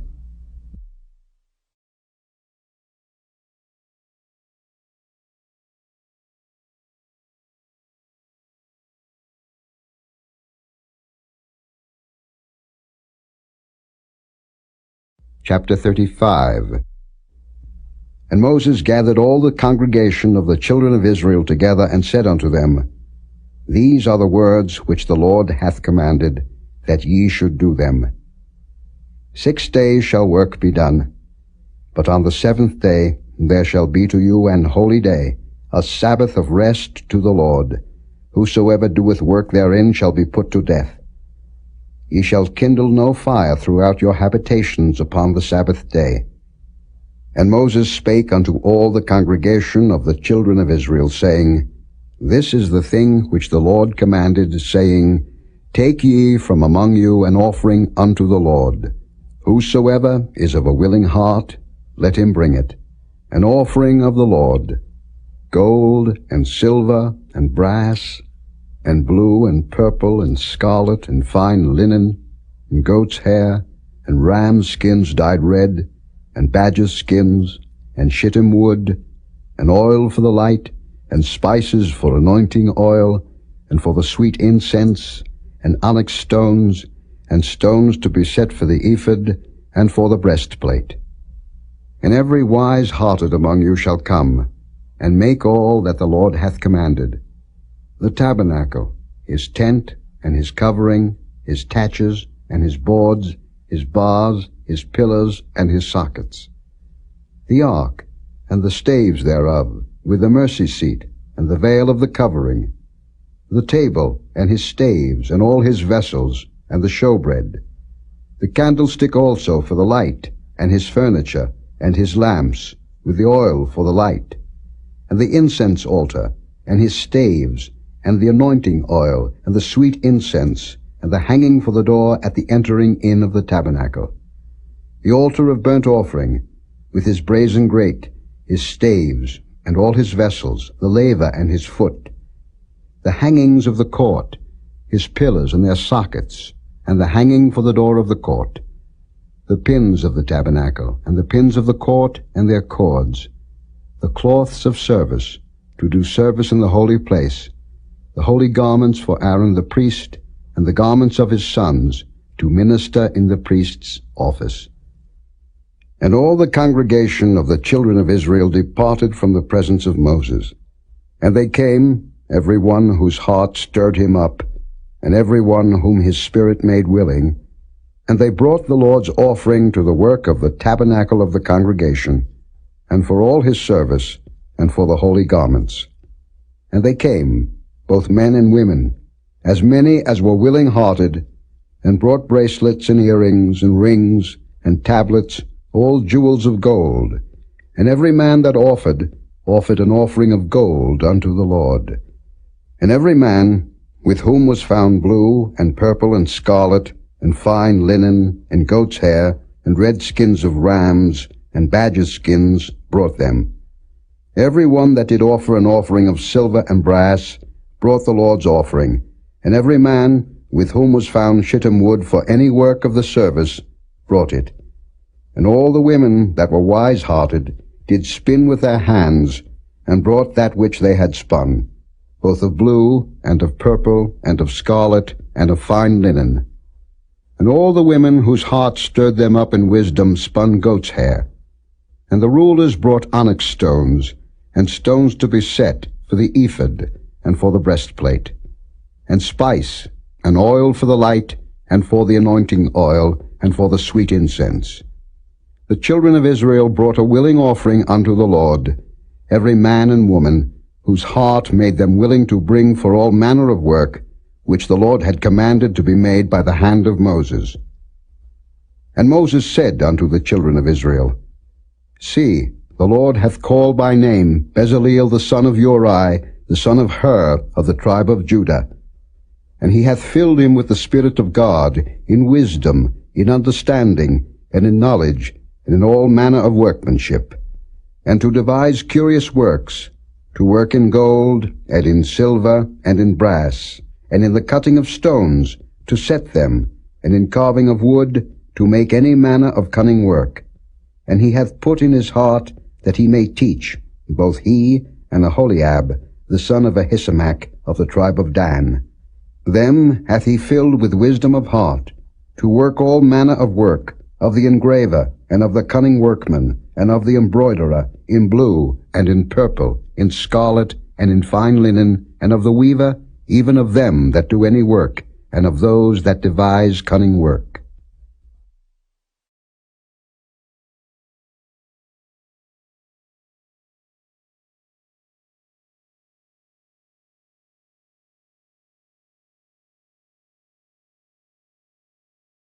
Chapter 36. Then wrought Bezaleel and Aholiab, and every wise-hearted man, in whom the Lord put wisdom and understanding, to know how to work all manner of work for the service of the sanctuary, according to all that the Lord had commanded. And Moses called Bezaleel and Aholiab, and every wise-hearted man, in whose heart the Lord had put wisdom, even every one whose heart stirred him up to come unto the work to do it. And they received of Moses all the offering which the children of Israel had brought for the work of the service of the sanctuary, to make it withal. And they brought yet unto him free offerings every morning. And all the wise men that wrought all the work of the sanctuary came every man from his work which they made. And they spake unto Moses, saying, The people bring much more than enough for the service of the work, which the Lord commanded to make. And Moses gave commandment, and they caused it to be proclaimed throughout the camp, saying, Let neither man nor woman make any more work for the offering of the sanctuary. So the people were restrained from bringing. For the stuff they had was sufficient for all the work to make it, and too much. And every wise-hearted man among them that wrought the work of the tabernacle made 10 curtains of fine twined linen, and blue, and purple, and scarlet, with cherubims of cunning work made he them. The length of one curtain was 28 cubits, and the breadth of one curtain 4 cubits. The curtains were all of one size. And he coupled the 5 curtains one unto another, and the other 5 curtains he coupled one unto another. And he made loops of blue on the edge of one curtain from the selvage in the coupling. Likewise he made in the uttermost side of another curtain in the coupling of the second. 50 loops made he in one curtain, and 50 loops made he in the edge of the curtain which was in the coupling of the second. The loops held one curtain to another. And he made 50 taches of gold, and coupled the curtains one unto another with the taches. So it became one tabernacle. And he made curtains of goat's hair for the tent over the tabernacle. 11 curtains he made them. The length of one curtain was 30 cubits, and 4 cubits was the breadth of one curtain. The 11 curtains were of one size, and he coupled 5 curtains by themselves, and 6 curtains by themselves. And he made 50 loops upon the uttermost edge of the curtain in the coupling, and 50 loops made he upon the edge of the curtain which coupleth the second. And he made 50 taches of brass to couple the tent together, that it might be one. And he made a covering for the tent of rams' skins dyed red, and a covering of badgers' skins above that. And he made boards for the tabernacle of shittim wood, standing up. The length of a board was 10 cubits, and the breadth of a board 1 cubit and a half. One board had 2 tenons, equally distant one from another. Thus did he make for all the boards of the tabernacle. And he made boards for the tabernacle, 20 boards for the south side southward. And 40 sockets of silver he made under the 20 boards, 2 sockets under one board for his 2 tenons, and 2 sockets under another board for his 2 tenons. And for the other side of the tabernacle, which is toward the north corner, he made 20 boards. And there 40 sockets of silver, 2 sockets under one board, and 2 sockets under another board. And for the sides of the tabernacle westward he made 6 boards. And 2 boards made he for the corners of the tabernacle in the 2 sides. And they were coupled beneath, and coupled together at the head thereof, to one ring. Thus he did to both of them in both the corners. And there were 8 boards, and their sockets were 16 sockets of silver, under every board 2 sockets. And he made bars of shittim wood, 5 for the boards of the one side of the tabernacle, and 5 bars for the boards of the other side of the tabernacle, and 5 bars for the boards of the tabernacle for the sides westward. And he made the middle bar to shoot through the boards from the one end to the other. And he overlaid the boards with gold, and made their rings of gold to be places for the bars, and overlaid the bars with gold. And he made a veil of blue, and purple, and scarlet, and fine twined linen, with cherubims made he it of cunning work. And he made thereunto 4 pillars of shittim wood, and overlaid them with gold. Their hooks were of gold, and he cast for them 4 sockets of silver. And he made an hanging for the tabernacle door of blue, and purple, and scarlet, and fine twined linen of needlework. And the 5 pillars of it with their hooks, and he overlaid their chapiters and their fillets with gold, but their 5 sockets were of brass.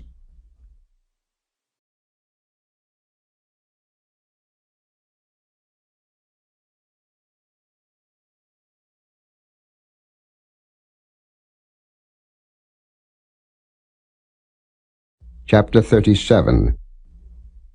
And Bezaleel made the ark of shittim wood. 2 cubits and a half was the length of it, and a cubit and a half the breadth of it, and a cubit and a half the height of it. And he overlaid it with pure gold within and without, and made a crown of gold to it round about. And he cast for it 4 rings of gold, to be set by the 4 corners of it, even 2 rings upon the one side of it, and 2 rings upon the other side of it. And he made staves of shittim wood, and overlaid them with gold. And he put the staves into the rings by the sides of the ark, to bear the ark. And he made the mercy seat of pure gold. 2 cubits and a half was the length thereof, and 1 cubit and a half the breadth thereof. And he made 2 cherubims of gold. Beaten out of 1 piece made he them, on the 2 ends of the mercy seat. 1 cherub on the end on this side, and another cherub on the other end on that side. Out of the mercy seat made he the cherubims on the 2 ends thereof. And the cherubims spread out their wings on high, and covered with their wings over the mercy seat, with their faces one to another, even to the mercy seatward were the faces of the cherubims. And he made the table of shittim wood. 2 cubits was the length thereof, and a cubit the breadth thereof, and a cubit and a half the height thereof. And he overlaid it with pure gold, and made thereunto a crown of gold round about. Also he made thereunto a border of an handbreadth round about, and made a crown of gold for the border thereof round about. And he cast for it 4 rings of gold, and put the rings upon the 4 corners that were in the 4 feet thereof. Over against the border were the rings, the places for the staves to bear the table. And he made the staves of shittim wood, and overlaid them with gold, to bear the table. And he made the vessels which were upon the table, his dishes, and his spoons, and his bowls, and his covers to cover withal, of pure gold. And he made the candlestick of pure gold. Of beaten work made he the candlestick, his shaft, and his branch, his bowls, his knops, and his flowers were of the same. And 6 branches going out of the sides thereof, 3 branches of the candlestick out of the one side thereof, and 3 branches of the candlestick out of the other side thereof. 3 bowls made after the fashion of almonds in one branch, a knop and a flower, and 3 bowls made like almonds in another branch, a knop and a flower, so throughout the 6 branches going out of the candlestick. And in the candlestick were 4 bowls made like almonds, his knops and his flowers, and a knop under 2 branches of the same, and a knop unto 2 branches of the same, and a knop unto 2 branches of the same, according to the 6 branches going out of it. Their knops and their branches were of the same. All of it was one beaten work of pure gold. And he made his 7 lamps, and his snuffers, and his snuff dishes of pure gold. Of a talent of pure gold made he it, and all the vessels thereof. And he made the incense altar of shittim wood. The length of it was a cubit, and the breadth of it a cubit. It was 4 square, and 2 cubits was the height of it. The horns thereof were of the same. And he overlaid it with pure gold, both the top of it, and the sides thereof round about, and the horns of it. Also he made unto it a crown of gold round about. And he made 2 rings of gold for it under the crown thereof, by the 2 corners of it, upon the 2 sides thereof, to be places for the staves to bear it withal. And he made the staves of shittim wood, and overlaid them with gold.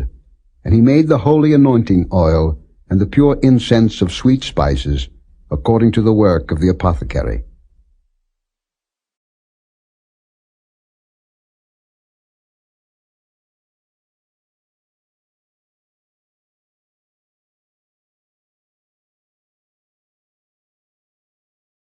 Chapter 38. And he made the altar of burnt offering of shittim wood. 5 cubits was the length thereof, and 5 cubits the breadth thereof. It was 4 square, and 3 cubits the height thereof. And he made the horns thereof on the 4 corners of it. The horns thereof were of the same, and he overlaid it with brass. And he made all the vessels of the altar, the pots and the shovels and the basins, and the flesh hooks and the firepans. All the vessels thereof made he of brass. And he made for the altar a brazen grate of network under the compass thereof beneath unto the midst of it. And he cast 4 rings for the 4 ends of the grate of brass, to be places for the staves. And he made the staves of shittim wood, and overlaid them with brass. And he put the staves into the rings on the sides of the altar, to bear it withal. He made the altar hollow with boards. And he made the laver of brass, and the foot of it of brass, of the looking glasses of the women assembling, which assembled at the door of the tabernacle of the congregation. And he made the court. On the south side, southward, the hangings of the court were of fine twined linen, 100 cubits. Their pillars were 20, and their brazen sockets 20. The hooks of the pillars and their fillets were of silver. And for the north side the hangings were 100 cubits. Their pillars were 20, and their sockets of brass 20. The hooks of the pillars and their fillets of silver. And for the west side were hangings of 50 cubits. Their pillars 10, and their sockets 10. The hooks of the pillars and their fillets of silver. And for the east side eastward 50 cubits. The hangings of the one side of the gate were 15 cubits. Their pillars 3, and their sockets 3. And for the other side of the court gate, on this hand and that hand, were hangings of 15 cubits, their pillars 3, and their sockets 3. All the hangings of the court round about were of fine twined linen, and the sockets for the pillars were of brass. The hooks of the pillars and their fillets of silver, and the overlaying of their chapiters of silver, and all the pillars of the court were filleted with silver. And the hanging for the gate of the court was needlework, of blue and purple and scarlet and fine twined linen. And 20 cubits was the length, and the height in the breadth was 5 cubits, answerable to the hangings of the court. And their pillars were 4, and their sockets of brass 4, their hooks of silver, and the overlaying of their chapiters and their fillets of silver. And all the pins of the tabernacle and of the court round about were of brass.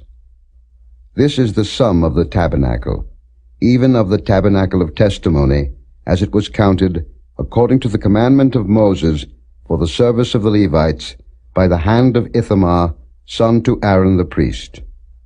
And Bezaleel the son of Uri, the son of Hur, of the tribe of Judah, made all that the Lord commanded Moses. And with him was Aholiab, son of Ahisamach, of the tribe of Dan, an engraver, and a cunning workman, and an embroiderer in blue, and in purple, and in scarlet, and fine linen. All the gold that was occupied for the work and all the work of the holy place, even the gold of the offering, was 29 talents, and 730 shekels, after the shekel of the sanctuary. And the silver of them that were numbered of the congregation was 100 talents, and 1,760 shekels, after the shekel of the sanctuary. A bekah for every man, that is, half a shekel, after the shekel of the sanctuary, for every one that went to be numbered, from 20 years old and upward, for 600,000 and 3,550 men. And of the 100 talents of silver were cast the sockets of the sanctuary, and the sockets of the veil, and 100 sockets of the 100 talents, a talent for a socket. And of the 1,775 shekels, he made hooks for the pillars, and overlaid their chapiters, and filleted them. And the brass of the offering was 70 talents, and 2,400 shekels. And therewith he made the sockets to the door of the tabernacle of the congregation, and the brazen altar, and the brazen grate for it, and all the vessels of the altar, and the sockets of the court round about, and the sockets of the court gate, and all the pins of the tabernacle, and all the pins of the court round about.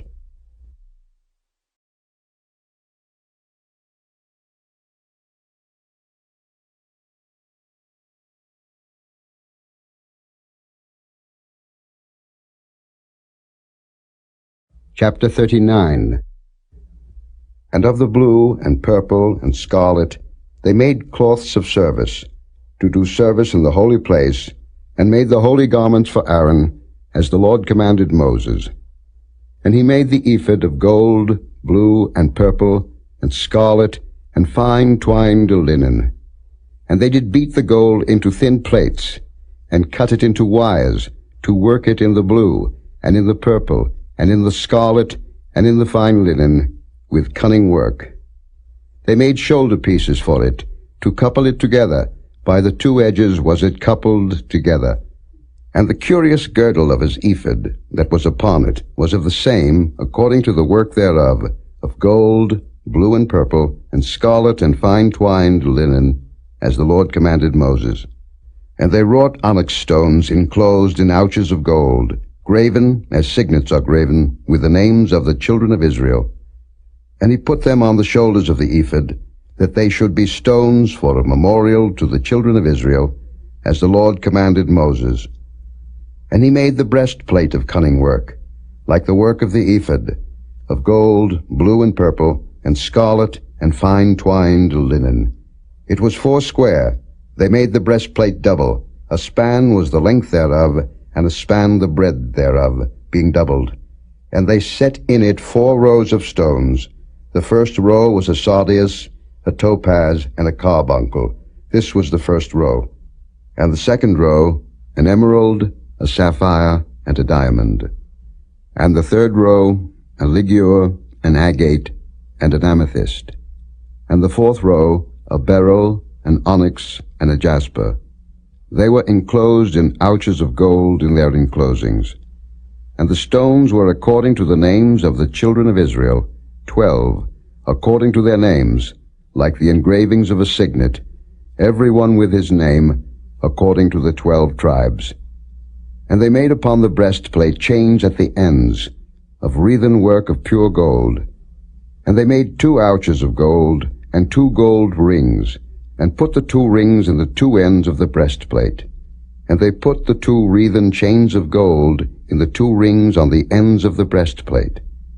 And the 2 ends of the 2 wreathen chains they fastened in the 2 ouches, and put them on the shoulder pieces of the ephod before it. And they made 2 rings of gold, and put them on the 2 ends of the breastplate, upon the border of it, which was on the side of the ephod inward. And they made 2 other golden rings, and put them on the 2 sides of the ephod underneath, toward the forepart of it, over against the other coupling thereof, above the curious girdle of the ephod. And they did bind the breastplate by his rings unto the rings of the ephod with a lace of blue, that it might be above the curious girdle of the ephod, and that the breastplate might not be loosed from the ephod, as the Lord commanded Moses. And he made the robe of the ephod of woven work, all of blue.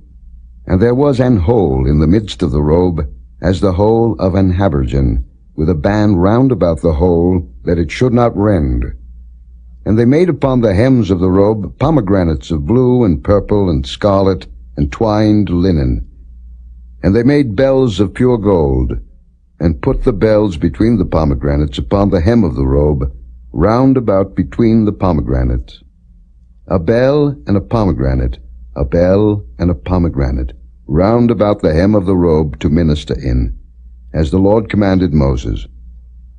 And they made coats of fine linen of woven work for Aaron and for his sons, and a mitre of fine linen, and goodly bonnets of fine linen, and linen breeches of fine twined linen, and a girdle of fine twined linen, and blue, and purple, and scarlet of needlework, as the Lord commanded Moses.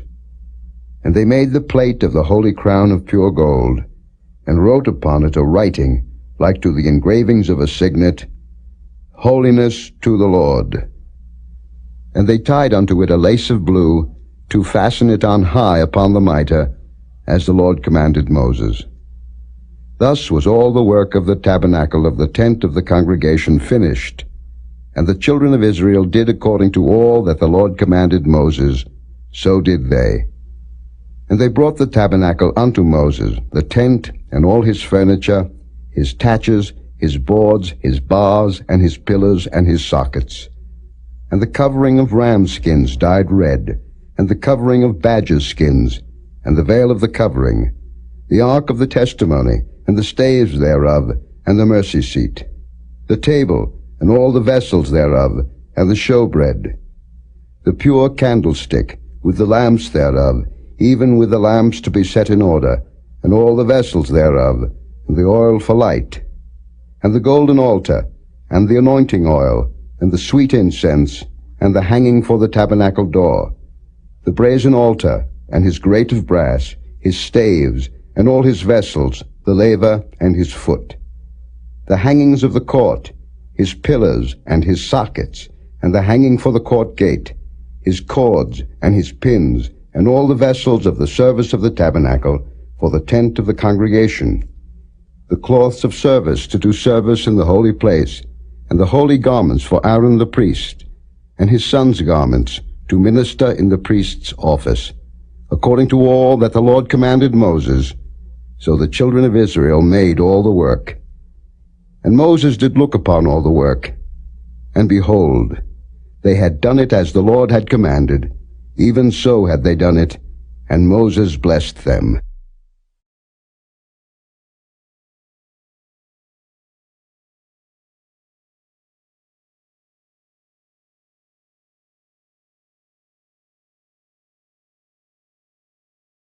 Chapter 40.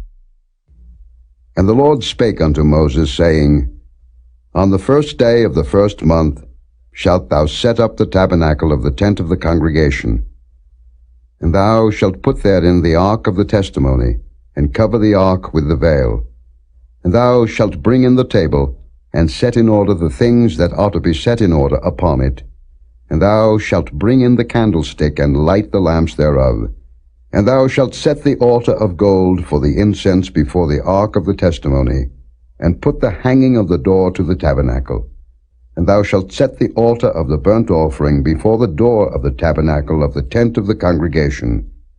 And thou shalt set the laver between the tent of the congregation and the altar, and shalt put water therein. And thou shalt set up the court round about, and hang up the hanging at the court gate.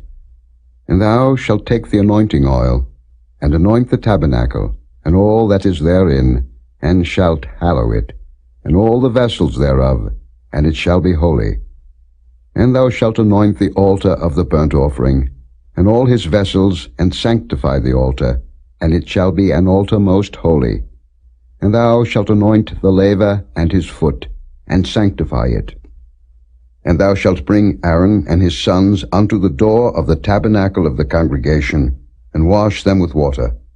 And thou shalt put upon Aaron the holy garments, and anoint him, and sanctify him, that he may minister unto me in the priest's office. And thou shalt bring his sons, and clothe them with coats. And thou shalt anoint them, as thou didst anoint their father, that they may minister unto me in the priest's office, for their anointing shall surely be an everlasting priesthood throughout their generations.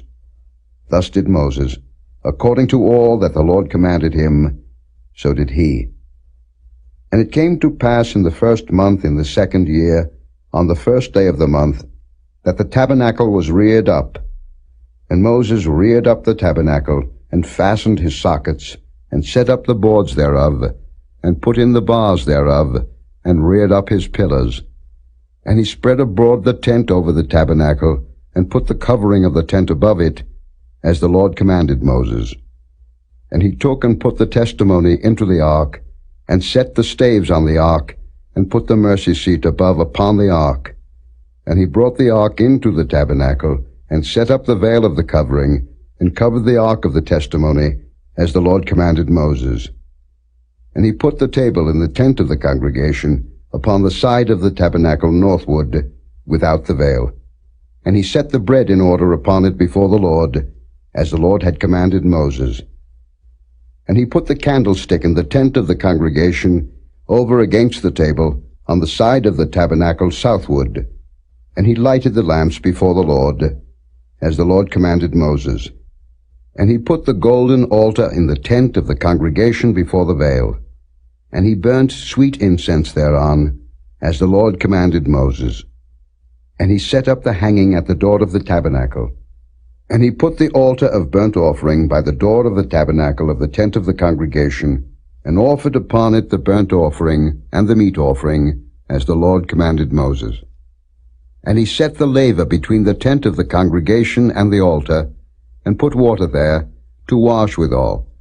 And Moses and Aaron and his sons washed their hands and their feet thereat. When they went into the tent of the congregation, and when they came near unto the altar, they washed, as the Lord commanded Moses. And he reared up the court round about the tabernacle and the altar, and set up the hanging of the court gate. So Moses finished the work. Then a cloud covered the tent of the congregation, and the glory of the Lord filled the tabernacle. And Moses was not able to enter into the tent of the congregation, because the cloud abode thereon, and the glory of the Lord filled the tabernacle. And when the cloud was taken up from over the tabernacle, the children of Israel went onward in all their journeys. But if the cloud were not taken up, then they journeyed not till the day that it was taken up. For the cloud of the Lord was upon the tabernacle by day, and fire was on it by night, in the sight of all the house of Israel, throughout all their journeys.